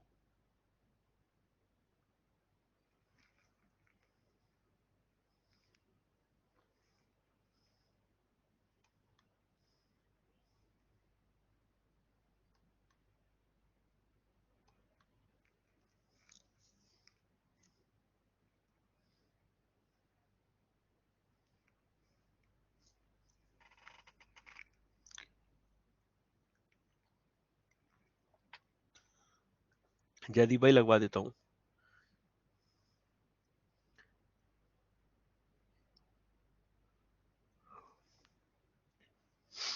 Done done. डन।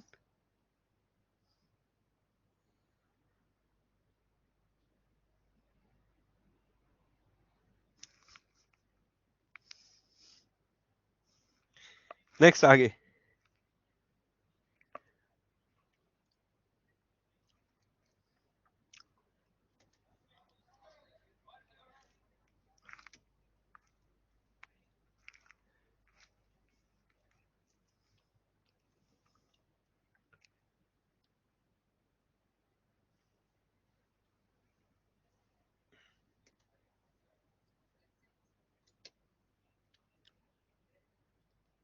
अरे सर इतना फास्ट मत करो। ऐसा जब मैं बोल रहा हूँ ना तब तुम्हारे शब्द ना थोड़े लिंक कर रहे होंगे, क्योंकि तुमने ये पढ़ रखा है सारा, इसलिए। सिंपल है, कोई दिक्कत नहीं है। आप बैंक में गए हो कभी? ऐसा कोई बैंक में नहीं गया? सभी लोग ऑलमोस्ट बैंक में गए होंगे। अपना अकाउंट खुलवाए हो? अकाउंट खुलवाए कि नहीं खुलवाए हो? तो बस वही है, अब आपको फिर अकाउंट ओपन कराना है। आपने कभी ऑनलाइन पेमेंट किया? ऑनलाइन पेमेंट आज तक किया? ऑनलाइन पेमेंट तो किसी पर्टिकुलर पोर्टल पे तो गए होगे ना ऑनलाइन पेमेंट करने के लिए। भाई एसबीआई की वेबसाइट ओपन करी, एचडीएफसी का करी, कभी जैसे गाड़ी ड्राइव करते हो, रिचार्ज कराते होगे इसका, फास्टैग का, तो उसके लिए किसी पोर्टल पे जाते हो? अरे छोड़ो। फरवरी के महीने में गिफ्ट खरीदे? गिफ्ट खरीदे ना कहीं तो गिफ्ट खरीदे होगे। रे गुलाब तो खरीदे हैं प्रकाश? गुलाब तो खरीदे, गिफ्ट नहीं खरीदे। अब कहीं ऑनलाइन खरीदे नहीं खरीदे, कहीं ना कहीं भेजने के लिए, डिस्पैच करने के लिए। अब तूने जब उसको खरीदा कहीं से, फ्लावर वाले से ऑनलाइन, तो उसके लिए तूने कहीं ना कहीं पेमेंट तो किया ना कोई पोर्टल की जरूरत तो पड़ी। पोर्टल, PORTAL, पोर्टल की जरूरत पड़ी कि नहीं पड़ी? ओके, तो ये पोर्टल शब्द क्लियर हो रहा है, अकाउंट शब्द क्लियर हो रहा है, आरबीआई क्लियर हो रहा है, गवर्नमेंट सिक्योरिटी क्लियर हो रही है, सरकारी प्रतिभूति। सरकारी प्रतिभूति का मतलब समझ में आता है किसी को? कितने ऐसे लोग हैं जिनको सरकारी प्रतिभूति का मतलब नहीं पता? प्लीज हैंड रेज करिए। No idea. ओके, मतलब मुझे पहले ही वो समझाना है, तो पहले क्यों नहीं बोले हैं? फालतू जबरदस्ती पढ़ते जा रहे हो। अब जरा पहले सरकारी प्रतिभूति समझ लेते हैं। ठीक है, सरकारी प्रतिभूति क्या होती है? अच्छा, तुम्हारे पास नोट है? किसी के पास नोट है? जरा प्लीज एक एक करके नोट निकालो ना अपने पास, जो जो नोट है। 10 का, 20 का। मैं तो गरीब आदमी, मेरे पास तो कुछ नहीं। देखो एक आध 10-20 का पढ़ाओ। नहीं पढ़ा भाई, नहीं पढ़ा। अरे हैप्पी, दिमाग ना खराब कर। 10, 20, 40, 50 जो भी पढ़ा, जरा एक बार नोट निकाल। एक छोटा सा एक चीज बताऊं। संतोष सर यार, आप तो निकालिए। हाँ, जयदीप। अब जो तूने फोल्ड करके जो वॉलेट में रखे हैं ना किसी स्पेशल के लिए, वो नोट निकाल भाई। रोशनी। हाँ देखो, फाइन। अच्छा एक बात बताओ, अगर इस नोट का वेट कितना होगा? इस नोट का, जगदीश भाई, इस नोट का वेट कितना होगा? रद्दी के भाव बेचू, रद्दी के भाव, रद्दी के भाव बेचू, कितना वेट होगा इसका? शायद 1 रुपए भी ना मिले। शायद 1 रुपया भी ना मिले। संतोष भाई 2,000 का नोट लेकर आइएगा। ठीक है, ये बताइए, 1 रुपया भी ना मिले? क्यों सुरभि पांडे, एक रुपया भी नहीं मिलेगा ना? अरे यार, एक नोट की बात करो, मैं एक नोट का। शायद 1 रुपया भी ना मिले। एक नोट 1 किलो का भी नहीं आ रहा। लेकिन उस नोट की कीमत, अगर 2,000 का नोट है, 2,000 का नोट, उसकी कीमत कितनी है? 2,000। कब? थ्री इडियट मूवी देखिए, थ्री इडियट। पीके आता है जब ऊपर से नीचे मेरे भाई, तो उसको खाने के लिए कुछ पैसे की जरूरत पड़ती है। ओके, अब वो क्या देखता है कि गांधियों को बेच बेच के खा सकते हैं हम कुछ भी। उसको बड़ा पाव चाहिए, छोटा पाव चाहिए, तो वो गांधी ढूंढता है। अब वो गांधी ढूंढता, कलेक्ट करता है और देकर आता है। तो वो कहता है बक है, ये कौन सा पकड़ लाया है तू? वो गांधी लेकर आ जो कि सरकार ने बोले भाई, जो गवर्नमेंट ने बोले ना। गवर्नमेंट ने एक पेपर है, उस पेपर की वर्थ गवर्नमेंट ने डिसाइड करी है। ओके, उसी ही की तो वर्थ 2,000 या 500 या 200 या 100 या 50 या 20 या 10 है। क्यों संतोष सर बताइए? या हर पेपर की वर्थ है 2,000? या आप जैसे छोटे छोटे घर में बच्चे हैं, वो आए, पापा पापा देखो ना, मैंने ना एक नोट काटा है, मैंने नोट जैसे साइज का पेपर बनाया है, उसमें 2,000 लिख दो ना। आप 2,000 लिख दिया तो क्या 2,000 का बिक जाएगा? गांधी जी की फोटो बना दी तो क्या बिक जाएगा? बिक जाएगा क्या? नहीं बिकेगा ना। या पीके वाला बिक गया था क्या? नहीं बिका था ना पीके वाला। फिर पीके ने क्या किया कि वो एक्चुअल में जो सरकार ने डिसाइड किया है ना, उसी को तो जाके दिया, तभी जाके तो वो कुछ अपने लिए खाने के लिए ले पाया था। यस और नो? यस और नो? अरे संतोष सर, सूफिया प्रकाश, बताइए भाई, बात समझ में आ रही है? वैसे ही सरकार क्या करती है, एक पेपर उसने डिसाइड किया, it is a kind of paper. Okay, इस पेपर की उसने वर्थ लिख दी यहां पर 25,000 रुपए। कितने हजार रुपए? 25,000 रुपए। और इसको नाम दे दिया ट्रेजरी बिल। अच्छा यार, मैं छोटा सा आप लोगों से पूछता हूँ, आप लोगों ने कभी वो वाला फील किया है जैसे 2,000 के नोट सुबह हम लोग रखे, और 2, 4, 5 दिन में छोटी छोटी किलकारियां गूंज रही हैं? 100 का नोट, 50 का नोट, 10 का नोट, 20 का नोट। अरे हाय क्या बात है, घर में भाई परिवार बढ़ रहा है। ऐसा होता है कि नहीं होता? ऐसा तो नहीं होता ना? मतलब 2,000 का नोट रखो, 2,000 का नोट ही आने वाला है। तो उसके लिए हम लोग क्या करते हैं कि ये किलकारियां गूंजे, मतलब हमें कुछ रिटर्न मिले, हम कहीं ना कहीं इन्वेस्ट करते हैं। हम कहीं ना कहीं अपने पैसे को इन्वेस्ट करते कि नहीं करते हैं? प्रैक्टिकली बताओ यार। हम लोग बैंक में क्यों पैसा रखते हैं कि बैंक में जाएंगे कुछ 2% 3% ब्याज तो मिलेगी ना। तो सरकार ने कहा यार बैंक में क्यों इन्वेस्ट कर रहे हो, तुम हमारे पास इन्वेस्ट करो। कहां इन्वेस्ट करो, हमारे पास इन्वेस्ट करो। अब हमने कहा कैसे करें, तो उन्होंने कहा कि हमने ना क्या किया है कि एक पेपर है उसकी वैल्यू बता दी 25,000 रुपए। कितनी बताई, 25,000 रुपए। इसको नाम दे दिया गवर्नमेंट सिक्योरिटी। क्यों, क्योंकि गवर्नमेंट आपके पैसे की आपको सिक्योरिटी तो दे रही है। बताइए मेरे भाई, गवर्नमेंट आपके पैसे की आपको सिक्योरिटी दे रही कि नहीं दे रही है। मेरी बात समझ में आ रही कि नहीं आ रही, पहले तो इतना बताओ। स्वरण बात समझ में आ रही है।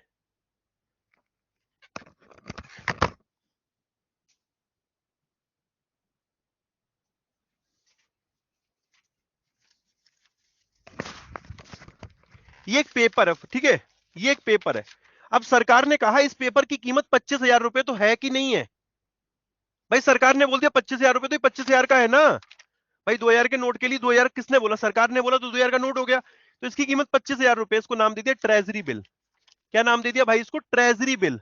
ट्रेजरी बिल कितने का बोल दिया, 25,000 का। सरकार कहती है इसमें इन्वेस्ट करिए, हम आपको 20,000 का देंगे, 3 महीने तक अपने पास रखिए आप, और 3 महीने बाद हमें वापस कर दीजिएगा, हम आपको वापस 25,000 दे देंगे। हमें कितने का फायदा हो गया। नहीं आया समझ में ना, ऐसी शक्ल उतरी हुई है। क्या हो रहा, समझ में नहीं आ रहा सर, है ना, बिल्कुल शक्ल उतर गई है। यार तुम लोग, चलो ठीक है।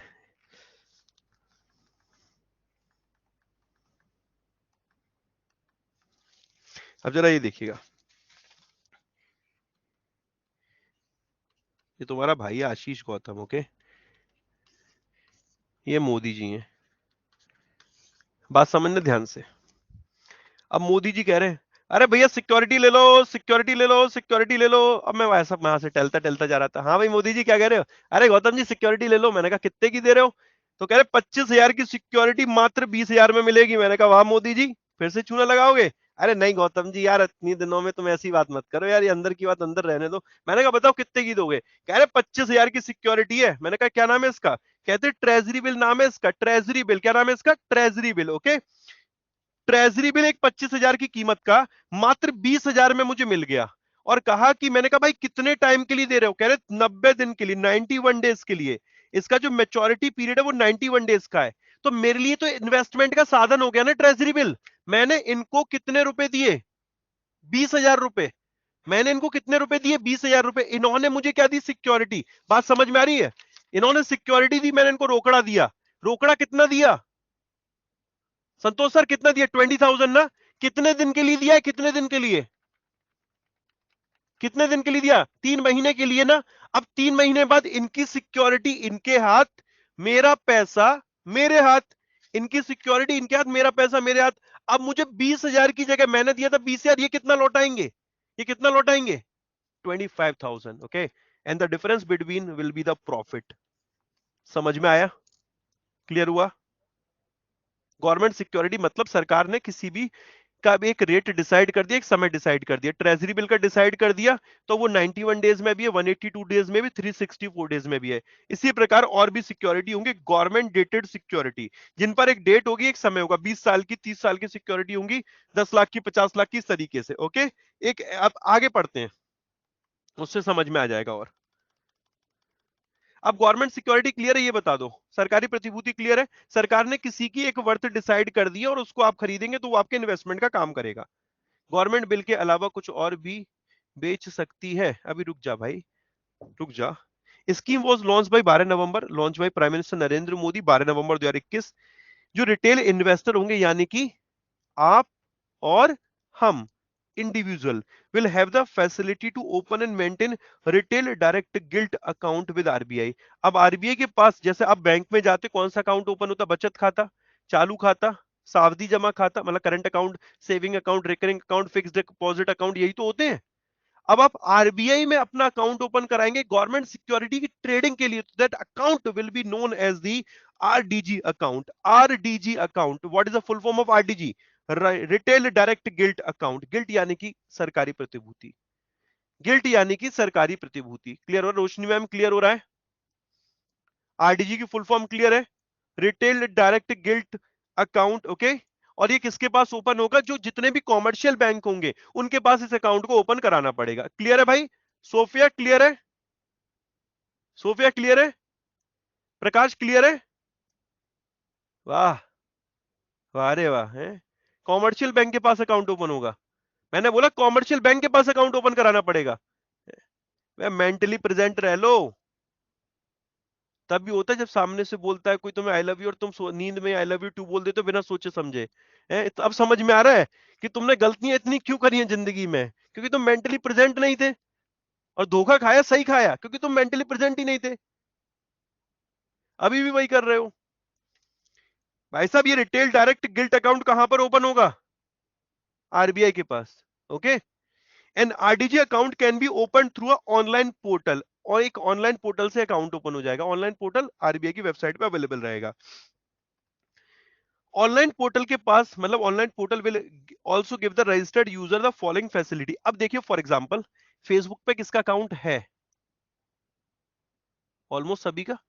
स्वरन तू फेसबुक यूज नहीं करता? जीमेल का? अच्छा, ये कौन सा तेरा ये था है? पहले हाँ फिर ना। ये जीमेल तो यूज करता होगा, जीमेल पे तो अकाउंट होगा। जीमेल, फेसबुक, ट्विटर तो करता होगा। ट्विटर है, बड़े बड़े लोग ट्विटर तो करते होंगे ना। अब भाई ट्विटर पे जब आप अपना अकाउंट ओपन करते हो, ट्विटर ट्विटर इज वॉल एक पोर्टल ही तो है वो भी यार। Amazon भी तो एक पोर्टल है, फ्लिपकार्ट भी तो एक पोर्टल है ना। ये सब पोर्टल है। तो ये जो ऑनलाइन पोर्टल है जो आरबीआई गिल्ट स्कीम के लिए, इसके इसमें फैसिलिटी क्या क्या, सुविधाएं क्या क्या है? आप अपना जो गवर्नमेंट सिक्योरिटी है उसको एक्सेस एक्सेस कर सकते हैं। Access to the primary issuance of government security, जो सरकारी प्रतिभूति है। ओके। एक्सेस टू एनडीएसओएम, ये आरबीआई का एक negotiated dealing system order matching trade platform है। वही सिक्योरिटी की जिस पर ट्रेडिंग होगी। ओके। अब ये दो फैसिलिटी यहां पर दी जा रही हैं। अब ये एनडीएसओएम क्या है? आरबीआई का एक नेगोशिएटेड डीलिंग सिस्टम है, ऑर्डर मैचिंग ट्रेड प्लेटफॉर्म। इतनी सिक्योरिटी अवेलेबल है, इतनी सिक्योरिटी खरीदने वाले हैं, अब इनको मैच किया जाएगा किससे? एनडीएसओएम से। Negotiated dealing system order matching trade platform. तो इससे जो ऑनलाइन प्लेटफॉर्म है इस पे दो सुविधाएं मिल रही हैं। एक तो आप अपनी जो गवर्नमेंट सिक्योरिटी है उसको एक्सेस कर सकते हैं, और दूसरा एनडीएस ओएम को एक्सेस कर सकते हैं। Okay. I am getting problem opening test series, please help me, tell me where did I want to complain. थोड़ी देर के लिए पल्लवी शांत बैठिए, पढ़िए, और एक डेढ़ घंटे बाद लॉग आउट करके लॉग इन कर लेना, तब सही हो जाएगा। ठीक है। यहाँ पर बेटा ये भंडारा तो लग नहीं रहा है कि सब कुछ मिलेगा। ये वॉरियर बैच चल रहा है, उसको पढ़ लो। अब टेस्ट सीरीज भी बता दूं तुम्हें। अभी पूछना ओमिक्रॉन वायरस आने वाला, क्या करें उसके लिए, सब मैं बता दूंगा। ठीक है, कोई दिक्कत नहीं है। नेक्स्ट आगे। Registration on the portal, registration on online portal will require filling of online form and one time password which shall be received. यार ये तो बच्चे बच्चे को पता है यार, ये तो बच्चे बच्चे को पता है ना।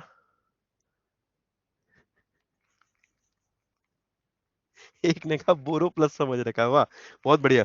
Registration on the online portal will require filing of online form. आपको ऑनलाइन फॉर्म फिल करना पड़ेगा। यार फेसबुक पे अकाउंट ओपन कराया, ऑनलाइन फॉर्म फिल करना पड़ता। Ashish Gautam, age 28, male female, okay male. इसके बाद आगे आपको भरना पड़ेगा इस तरीके से, फोन नंबर XYZ123 जो भी होता है, ये डिटेल फिल करनी पड़ती नहीं करनी पड़ती है। तो वही ऑनलाइन फॉर्म में आपको डिटेल फिल करनी पड़ेगी। फिर आपके पास एक ओटीपी आएगा, वन टाइम पासवर्ड आएगा, उसे फिल करोगे आपका अकाउंट रजिस्टर्ड हो जाएगा। आफ्टर सक्सेसफुल रजिस्ट्रेशन, एक दिन प्रैक्टिकल करके बताऊंगा तुम्हें मैं। ठीक है, प्रैक्टिकली रजिस्टर करके भी दिखा दूंगा तो और बेहतर रहेगा। सक्सेसफुल रजिस्ट्रेशन के बाद जो इन्वेस्टर यानी कि आप और हम, यानी कि इन्वेस्टर यानी कि इंडिविजुअल, आप और हम, can either purchase government security, government bond through primary debt sale और इन सेकेंडरी मार्केट। समझ में आ गया?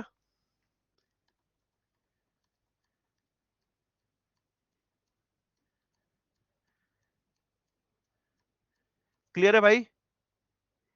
आपने रजिस्ट्रेशन करा लिया, आप सिक्योरिटी को परचेज कर सकते प्राइमरी डेट सेल से या फिर सेकेंडरी मार्केट से। प्राइमरी डेट मतलब ये है कि डायरेक्टली आप आरबीआई से, या कोई दूसरा अगर अपनी सिक्योरिटी बेचना चाह रहा है सेकेंडरी मार्केट, तो आप उससे खरीद सकते हैं जिसने पहले खरीद रखी है।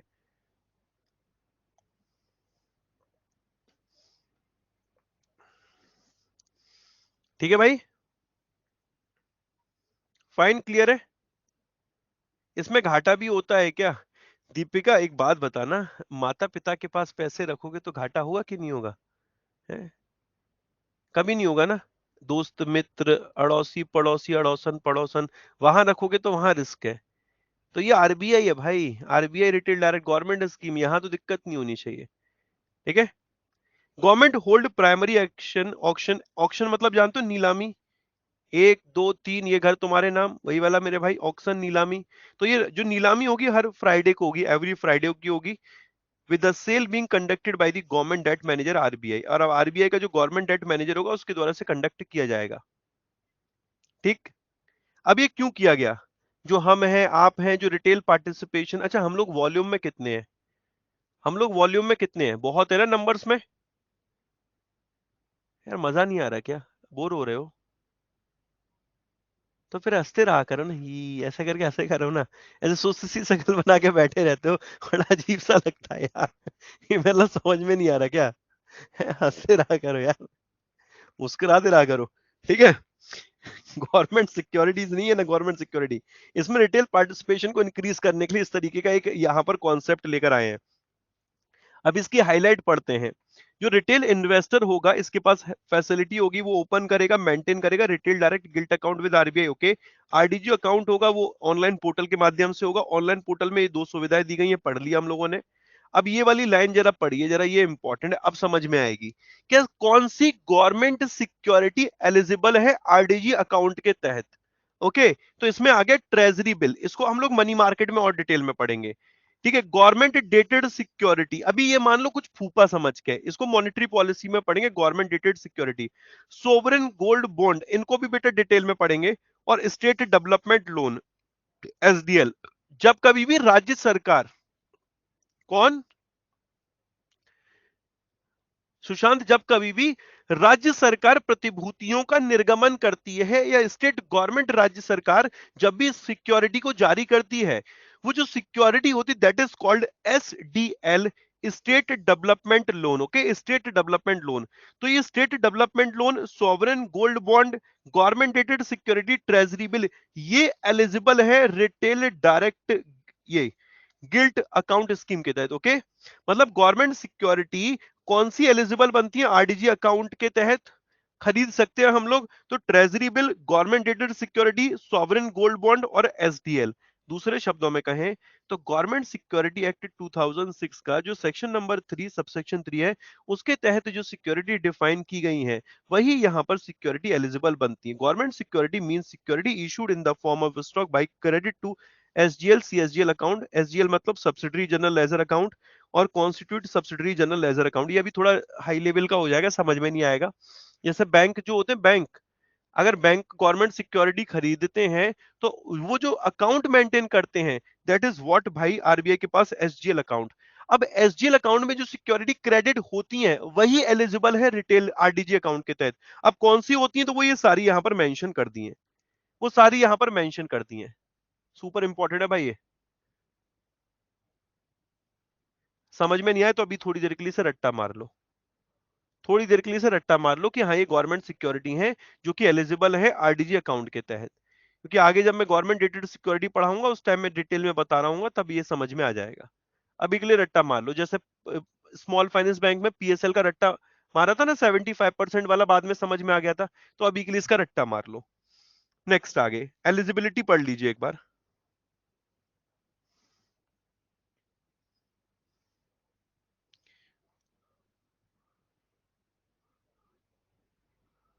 थोड़ा टफ है ना लैंग्वेज वाइज, है ना? है टफ यार, जो है सो एक्सेप्ट करो, यस। हिंदी वाले विद्यार्थी, ये नया कंटेंट ऐड किया गया, इसकी हिंदी में ढूंढ के ले आऊंगा। ठीक है, ऐड कर दूंगा। ये मेरे पे ड्यू चल रही है, मुझे पता है। कॉम्प्लिकेटेड है थोड़ा, हाँ कॉम्प्लिकेटेड इसलिए पहली दफा पढ़ रहे हैं। पहली दफा में तो मेरी लैंग्वेज लोगों को पसंद नहीं आती। एक ने तो मुझे बड़ा एक अलग ही टैगलाइन दी थी, अरे तुम शुरुआत में पहली इंप्रेशन में तो बड़े खतरनाक दिख रहे थे। मैंने कहा वाह बहुत बढ़िया। मैंने अति सुंदर, मैंने कहा तुम्हारी आंखों में मोतियाबिंद हो गया था, और कुछ नहीं। एलिजिबिलिटी पढ़ो।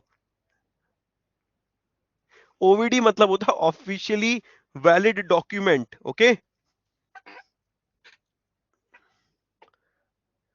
फैमा मतलब है, FEMA foreign exchange management act. Retail investor defined under the scheme can be registered under the scheme said out.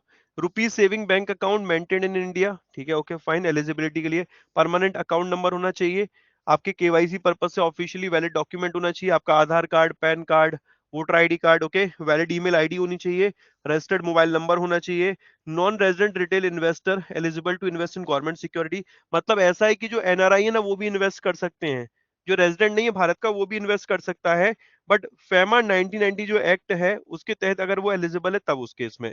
RDG account can be open singly और ज्वाइंटली, मतलब अकेले भी और दुकेले भी यहाँ पर अकाउंट संयुक्त तौर पर भी आप ओपन कर सकते हैं, ठीक है, क्लियर है। Your teaching way inspired me to join Adda. Amit Rai, teaching के लिए कंपटीशन क्यों बढ़ा रहे हो, चुपचाप पढ़ो, गवर्नमेंट जॉब ले लो। मतलब भाई के पेट पे लात मारनी है क्या कि अड्डा ज्वाइन करना है? चुपचाप सिलेक्शन लो ना, ठीक है, क्लियर है। फी एंड चार्ज क्या है, no will be charge for opening maintaining retail direct gilt account, no fee will be charge by the aggregator for submitting bids in the primary auction, okay. Fee for payment gateway etcetera applicable will be borne by the registered investor. इसे छोड़ो, इसे छोड़ो।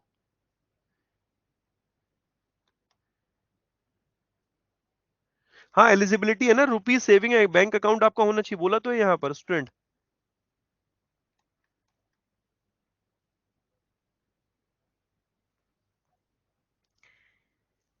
इसे और पढ़ लीजिए बस, ये अभी थोड़ी देर के लिए प्लेज और लियन, मतलब ये समझ लेना गिरवी रखना थोड़ी देर के लिए बस। जब इसे हम लोग पढ़ेंगे ना, प्लेज क्या होता है, लियन क्या होता है, ठीक है, हाइपोथेकेशन क्या होता है, ये सब बाद में पढ़ेंगे। Security held in RDG account will be available for pledge and lien, मतलब आपने जो सिक्योरिटी आरडीजी अकाउंट के तहत खरीदी है आप उनको गिरवी भी रख सकते हैं, ओके। आरबीआई रिटेल या आरबीआई ये retail direct investor will have the online facility to gift government security to other retail direct investor. अब जैसे कि फॉर एग्जांपल स्वरन है, उसका भी आरडीजी अकाउंट है, आशीष गौतम का भी आरडीजी अकाउंट है, तो आशीष गौतम स्वरन को गिफ्ट कर सकता है या स्वरन आशीष गौतम को गिफ्ट कर सकता है, ओके। या आशीष गौतम को महर्षि गिफ्ट कर सकता है, अगर उसका अकाउंट है तो महर्षि को मैं कर सकता हूं। क्लियर हो रहा है? क्लियर।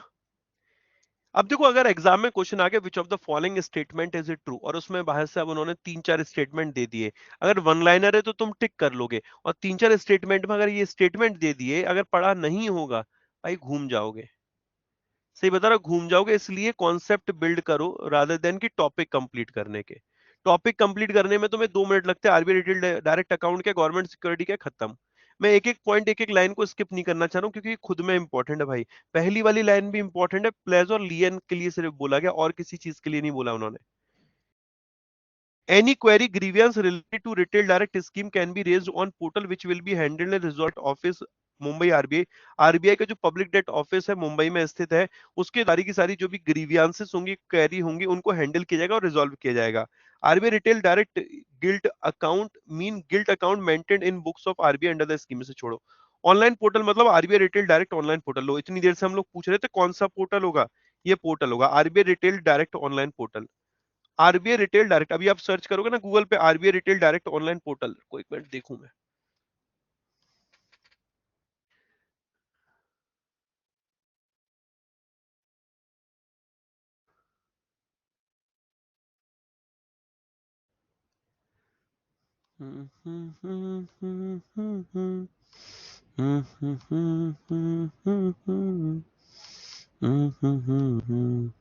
ये दिख रहा है कुछ, कुछ दिख रहा है भाई?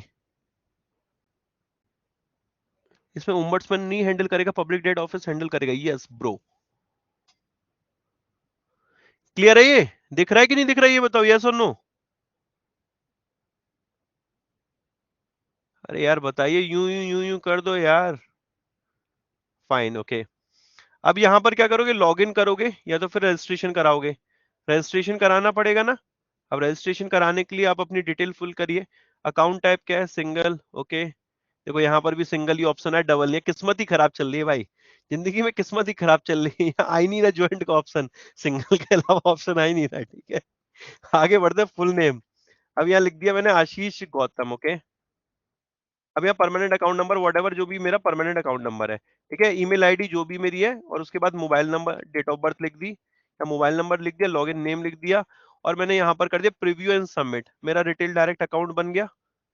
ओके, रिटेल डायरेक्ट अकाउंट मेरा बन गया।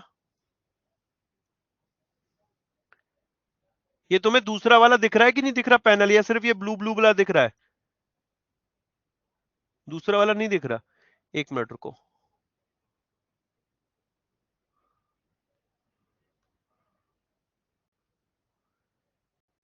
ये कुछ इस तरीके की विंडो ओपन होकर आ रही है, अब दिख रही है? अब ऑप्शन दिख रहा है रजिस्ट्रेशन करने का, ठीक है, अब दिखा। अब यहां पर आप जाएंगे तो यहाँ सिंगल का ऑप्शन आएगा, ठीक है, यहाँ अपना नेम मेंशन कर देंगे, पैन नंबर मेंशन कर देंगे, email ID, mobile number, date of birth, login name, accept करोगे, यहाँ पर प्रीव्यू करोगे और सबमिट कर दोगे अपना। इसके बाद आपका रजिस्ट्रेशन हो जाएगा, पासवर्ड आ जाएगा, ठीक है। उसके बाद फिर आप अपना रजिस्ट्रेशन यहाँ से जाके कर लेंगे। ये प्रैक्टिकल चीजें पता होनी चाहिए, चीजें आसान हो जाती हैं आप लोगों के लिए भी। ओके, इस तरीके से यहाँ पर ये ओपन होकर आएगा। RBI retail direct account already registered, log in into open RBI retail, मतलब इस तरीके से यहाँ पर आप उसका पूरा का पूरा देख लोगे। समझ में आ गया? इसमें इन्वेस्ट करना चाहिए वैसे, यार थोड़ा भी आप अवेयर हो इन चीजों के तो आपको इन्वेस्ट करना चाहिए, if you have enough money, अगर इसमें जो भी इन्होंने बिड रेट डिसाइड किया है उतने तक। क्लियर हो रहा है? आपने किया है क्या? अब मुझे भी तो अभी पढ़ते पढ़ते पता चला, मुझे पता ही नहीं था। मैं भी सोच रहा हूँ मेरे भाई, देखेंगे किसी दिन बैठ के तसल्ली से, जब वक्त मिलेगा तो करेंगे बिल्कुल। ठीक है, ये क्लियर हो गया। अब जरा मैं एक और पीपीटी ओपन कर रहा हूँ। अरे बैंकिंग टर्मिनोलॉजी खत्म ही नहीं हो रहा, इतना बड़ा टॉपिक है ये। तो नए नए इतने सर्कुलर आ गए हैं, इतने सर्कुलर आ गए हैं। एक सेकंड रुकना जरा।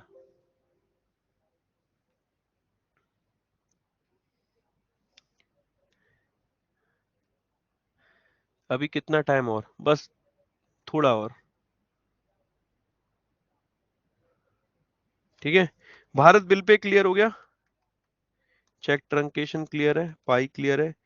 आप देखो, अच्छा किसके पास ऐसे कितने लोग हैं जिनके पास आज भी वो मोबाइल फोन है which is not multimedia phone, वो कीपैड वाला, इसमें स्नेक गेम चलता था, या पुराना वाला, कितने हैं जिनके पास है? कोई है? अरे यार होगा, अरे शर्मा क्यों रहे हो यार, होता है, मेरे पास है अभी भी कीपैड वाला, वही तो अपनी जिंदगी का सहारा था मैसेज टाइप करने के लिए ना। वही तो एक सहारा था मेरे भाई, और क्या था। ठीक है, देखो ये सोनन हंस रहा है, सोनन कह रहा सर वो पुरानी बातें ना निकालो, वक्त तो पुराना याद आ जाएगा है। तो भाई साहब उस मोबाइल से भी आप पैसा ट्रांसफर कर सकते हो, सोचो वो कितने काम का था, वो सदैव काम कर रहा है मेरे भाई, उससे भी पैसे ट्रांसफर कर सकते हो। और उससे पैसा ट्रांसफर करने की सुविधा ये रही, *99#। ओके, *99#। आपको क्या करना है, अपना मोबाइल फोन ओपन करना, अपना मोबाइल फोन ओपन करिए जरा, निकालिए सभी लोग जरा, *99#।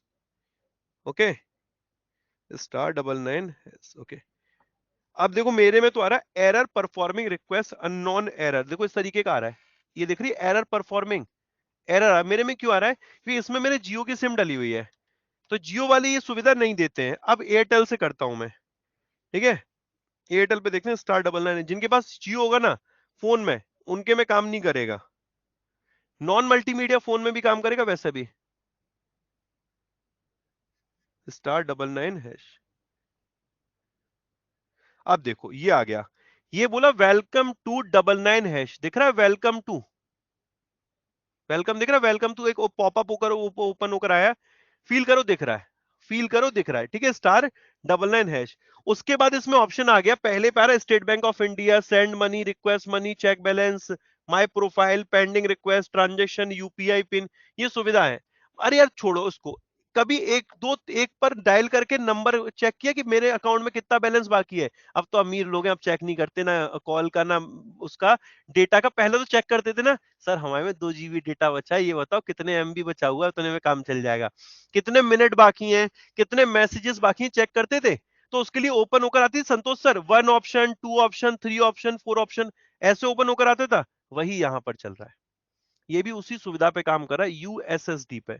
किस पे? यूएसएसडी, यूएसएसडी यानी कि unstructured supplementary service data. Okay, unstructured supplementary service data. अब जरा इसको हम लोग पढ़ेंगे, इसके माध्यम से क्या क्या सुविधाएं हैं अभी भी चेक करते हैं। Okay fine. *99# एक USSD based mobile banking service है एनपीसीआई की।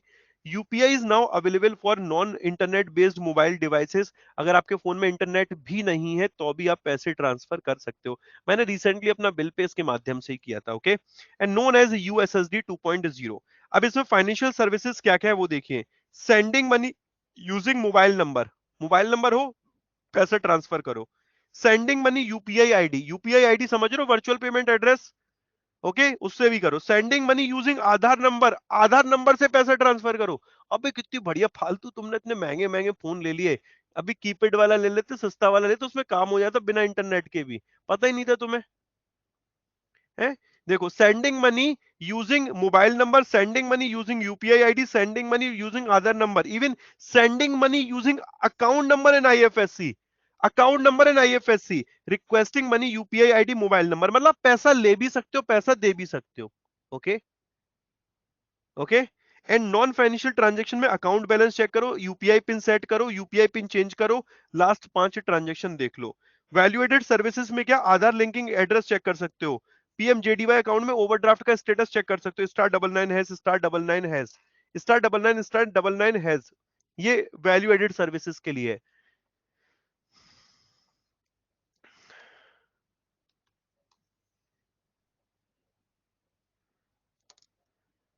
बड़े काम की चीज है। अच्छा, कितने व्यक्ति विशेष हैं जिन्होंने इसका इस्तेमाल किया है आज तक? सोचिए कभी आप रूरल एरिया में फंस गए और आपको पैसे की जरूरत है, वहां इंटरनेट ही नहीं है, थोड़ी नॉलेज और भाई साहब पैसा आ गया, थोड़ी नॉलेज और पैसा चला गया। ये पीपीटी दिख रही नहीं दिख रही, विजिबल है पीपीटी? सभी को विजिबल है भाई? अब चालू करूंगा नोकिया वाला। बिल्कुल भाई। ठीक है, क्लियर है। AEPS, UPI clear, Bhim clear, रुपए क्लियर, एनपीसीआई क्लियर है। अब ये टाइप्स ऑफ बैंकिंग बचता है, ये तो बहुत छुटकू सा टॉपिक है, इसको पढ़ लेंगे। ठीक है,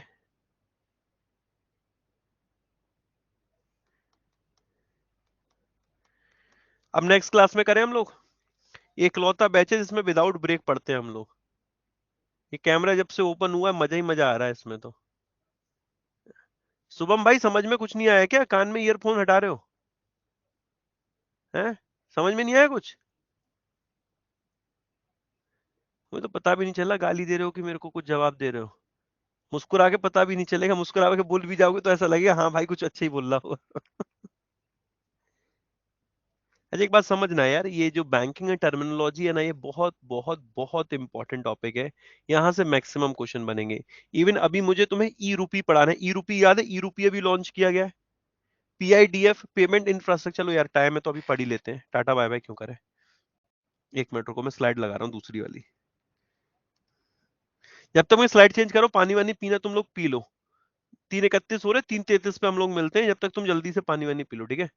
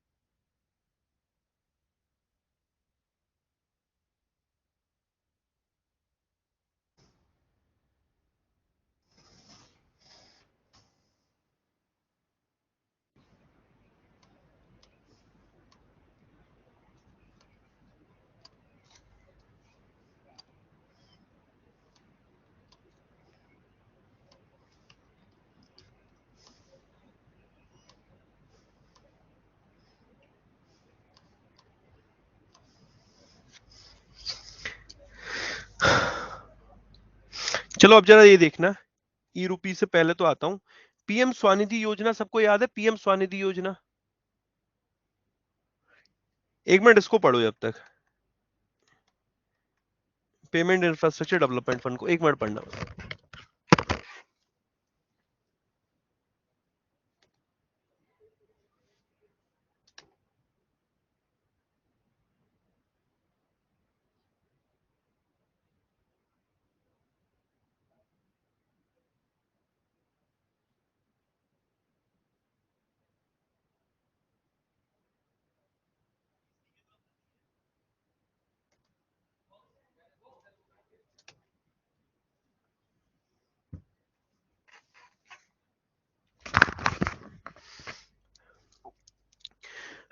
अभी तक हम लोग एक पढ़ रहे थे point of sale, point of sale, point of sale, बार बार पढ़ रहे थे point of sale, point of sale machine, point of sale machine,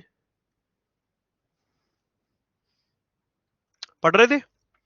ये भी पढ़ा था tier 1, tier 2, tier 3, tier 4, tier 5 centre, tier 6 centre, ये पढ़ चुके हैं, ये पढ़ चुके हैं। देखो कुछ चीजों को लेकर प्लीज मेरे को यस बोलते चलिएगा जिससे मेरे लिए चीजें आसान हो। पॉइंट ऑफ सेल मशीन पढ़ चुके हैं, टायर 1 से लेकर टायर 6 सेंटर कौन से होते हैं एज पर पॉपुलेशन, 2011 की जनगणना के अनुसार डन है। तीसरा पीएम स्वनिधि योजना भी पढ़ चुके हैं। Okay fine. अब ये है क्या, पीआईडीएफ, पेमेंट इंफ्रास्ट्रक्चर डेवलपमेंट फंड।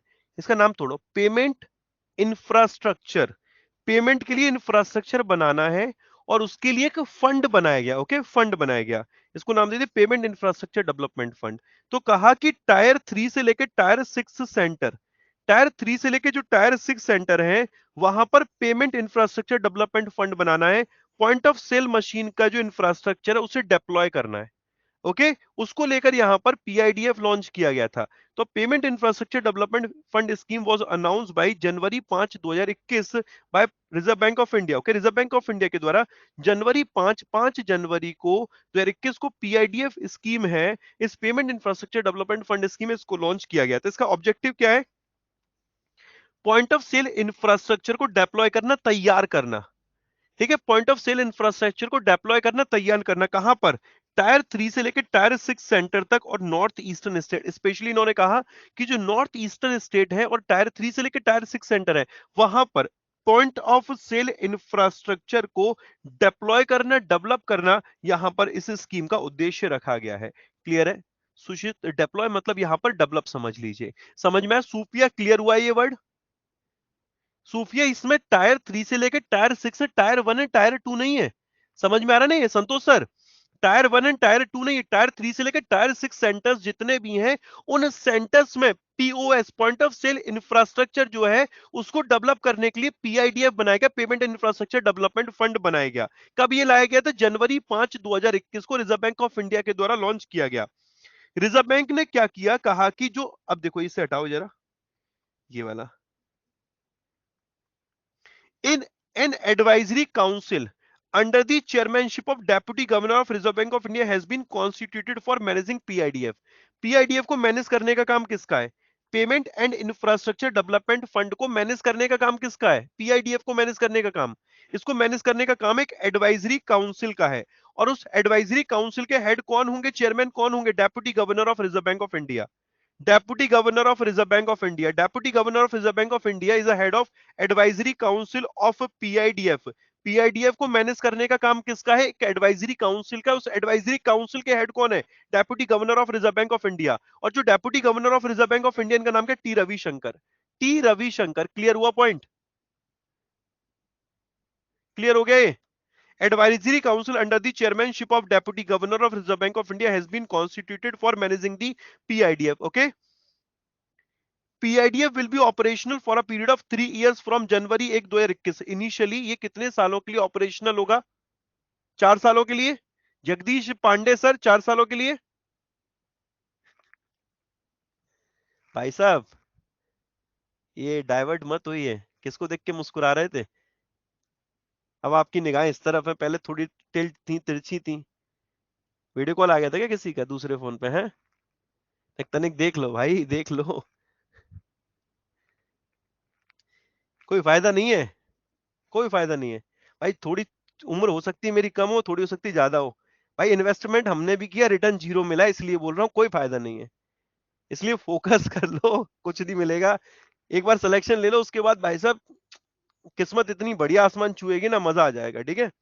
तो PIDF will be operational for a period of 3 years from January 1st 2021 and may be extended for 2 years depending upon the progress। 5 साल की बात कही है, 3 साल में के लिए इसको रखा गया है। जरूरत पड़ी तो फिर दोबारा बेटा 2 साल के लिए और इसे एक्सटेंड किया जाएगा। ठीक है। क्लियर हुआ? क्लियर हुआ कि नहीं हुआ? समझ में आ गया? पीआईडीएफ प्रेजेंटली कॉर्पस ऑफ 345 करोड़। वर्तमान में पीआईडीएफ में जो अमाउंट है, कॉर्पस है, वो 345 करोड़ रुपए है। 250 करोड़ आरबीआई ने दिया है, 95 करोड़ अभी ऑथोराइज जो कार्ड नेटवर्क है या जो बैंक है उनके द्वारा दिया गया। अभी करंट अफेयर से लिंक करके पढ़ाऊं तो इसका कॉर्पस अभी रिसेंट में कितना हो चुका है? 614 करोड़। याद आ रहा है कुछ? संतोष सर करंट अफेयर में पढ़ा था ये वाला 614 मेरे से, मॉर्निंग करंट अफेयर में पढ़ाया था, इसका कॉर्पस बढ़ के 614 करोड़ रुपए हो गया है। नहीं पढ़ा? नहीं पढ़ा ना? क्योंकि उसमें 345 करोड़ था पहले। 250 करोड़ तो अब भी किसका है? 250 करोड़ अब भी आरबीआई का है। लेकिन अब जितना भी 614 करोड़ में बचा है वो किसका हो गया? वो जितने भी आपके ऑथोराइज कार्ड नेटवर्क है उनका हो गया, उनका बढ़ गया है। तो ओवरऑल अगर हम लोग बोले तो पीआईडीएफ का कॉर्पस कितना है इनिशियली? 345 करोड़ रुपए, जिसमें 250 करोड़ किसका है? आरबीआई का, और 95 करोड़ किसका था? ऑथोराइज कार्ड नेटवर्क का। बट अभी करंट अफेयर्स के आधार पर बात करते वर्तमान में, तो कितना है बेटा? 614 करोड़ रुपए। ओके, क्लियर हो रहा है? सुनीता, अभी ओवरव्यू ले लो, एक काम करूंगा नेक्स्ट क्लास में एक बार और बता दूंगा। ठीक है। अभी समझ लो, जितना समझ में आ रहा है उतना ग्रैब कर लो, अगली क्लास में एक और बार बता दूंगा। अब जरा समझो इसको। इन्होंने क्या किया है, पीएम स्वनिधि योजना से लिंक कर दिया है। इन्होंने क्या टाई अप किया, अभी करंट अफेयर्स में न्यूज में रहा था, पीएम स्वनिधि से कैसे लिंक किया? 345 से 614 हुआ है। हाँ जी बेटा जी। ठीक है। अब पीएम स्वनिधि से क्या कहा? इन्होंने कहा कि पीआईडीएफ जो है, वो पीआईडीएफ कितने कौन से सेंटर्स में अवेलेबल है? टायर 3 से लेकर टायर 6 सेंटर्स तक। मतलब इन्होंने कहा कि टायर 1 और टायर 2 को तो हमने कवर किया नहीं। प्रियंका मैम, समझ में आ रहा है? टायर 3 और टायर 6 तक तो पीआईडीएफ था, टायर 1 और 2 को भी कवर कर लिया गया पीआईडीएफ में। ठीक है। हाँ, ठीक है। सब डाइवर्टेड है, सब डाइवर्टेड है। सत्यनारायण की कथा चल रही है? पहला अध्याय खत्म स्वाहा, दूसरा अध्याय खत्म स्वाहा, तीसरा अध्याय खत्म स्वाहा। ठीक है। क्या बोल रहा हूं, क्या चल रहा है? सच बता रहा हूं। मतलब जब क्लास में पढ़ाता ना, 600 बच्चों 700 बच्चों की भी क्लास होती थी ना, एक बंदा नहीं होता था जो डाइवर्ट हो जाए। और तुम लोग वर्चुअली मेरे से कनेक्ट हो ना, सिर्फ वर्चुअली कनेक्ट हो, अब थोड़ा ऐसे कनेक्ट होते ना कि मेरे को मतलब वो वाला नहीं होता कि अगर मैं यूं पकड़ रहा हूं, यूं पकड़ रहा हूं तो तुम्हें फील हो रहा है, तब मैं तुम्हें बताता। जगदीश के तो मैं बाल ही पकड़ लेता सीधे।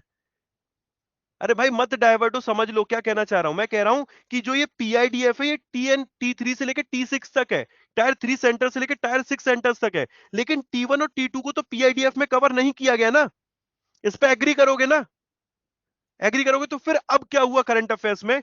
बोला गया पीएम स्वनिधि योजना के तहत, प्रधानमंत्री स्ट्रीट वेंडर आत्मनिर्भर निधि योजना के तहत, जो टायर 1 और टायर 2 सेंटर है, टायर 1 और टायर 2 सेंटर है, वहां पर जो पीएम स्वनिधि योजना के बेनिफिशियरी हैं, टायर 1 एंड टायर 2 सेंटर में जो पीएम स्वनिधि योजना के तहत बेनिफिशियरी हैं, उनको पीआईडीएफ के तहत कवर किया जाएगा। मतलब पीआईडीएफ में T3 टू T6 तक कवर कर लिया, और T1 और T2 को कहां से उठा लिया? पीएम स्वनिधि से। कि पीएम स्वनिधि के जो बेनिफिशियरी हैं, उन बेनिफिशियरी को पीआईडीएफ के तहत लाया जाएगा। वहां तक पीआईडीएफ, यही सिंपल शब्दों में बोला है, वहां पर पॉइंट ऑफ सेल इंफ्रास्ट्रक्चर को डेप्लॉय कराया जाएगा। उन तक भी पॉइंट ऑफ सेल इंफ्रास्ट्रक्चर को डेप्लॉय कराया जाएगा। Okay.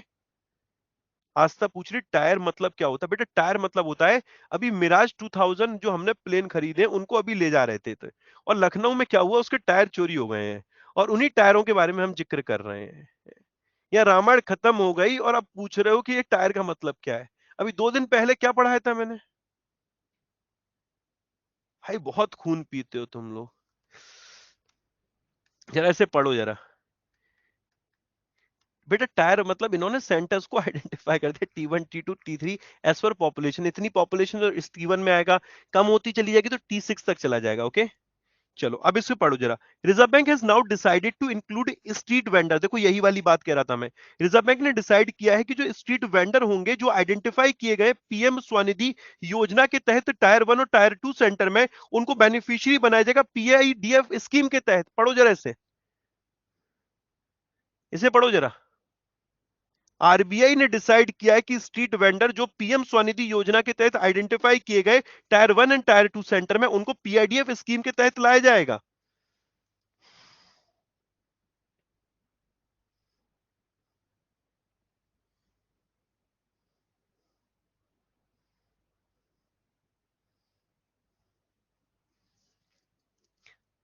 Street vendor in Tier 3 and Tier 6 centers will continue to be covered under the scheme. Okay?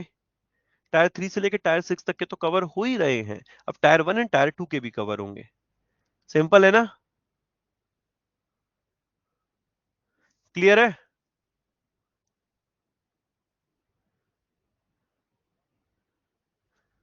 Done. PIDF intend to subsidise blah blah blah blah blah north east state. इसे हम लोग एक बार और पढ़ लेंगे, ठीक है? इसमें 30 lakh new touch point every year create करने का टारगेट रखा है। ठीक है भाई, डन। अब जरा लास्ट आते हैं, ई रूपी पढ़ते हैं। ई रूपी, इसे पढ़ो।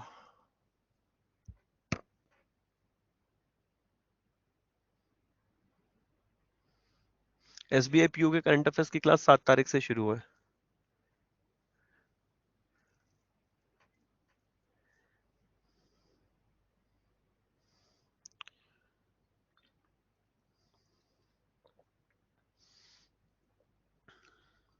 टाइमिंग यही 2 से 4 है, उसकी टाइमिंग रहेगी ट्यूसडे थर्सडे सैटरडे। ये आईबीपीएस पीओ मेन से पहले खत्म हो जाएगा, वो जितना एग्जाम में आएगा उतना कवर करा दूंगा आईबीपीएस पीओ से पहले। ठीक है?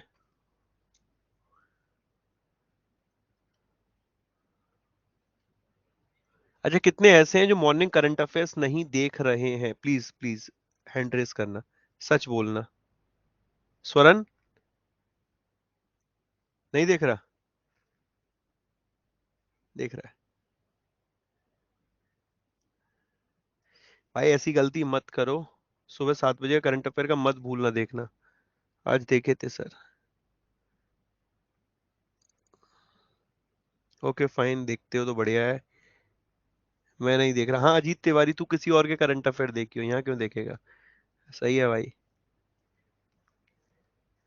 सुनो, एसएससी पे करंट अफेयर देख भाई, वो बहुत इंपॉर्टेंट है। ठीक है? वो एग्जाम में नहीं आएंगे लेकिन मजा बहुत आएगा वहां पे।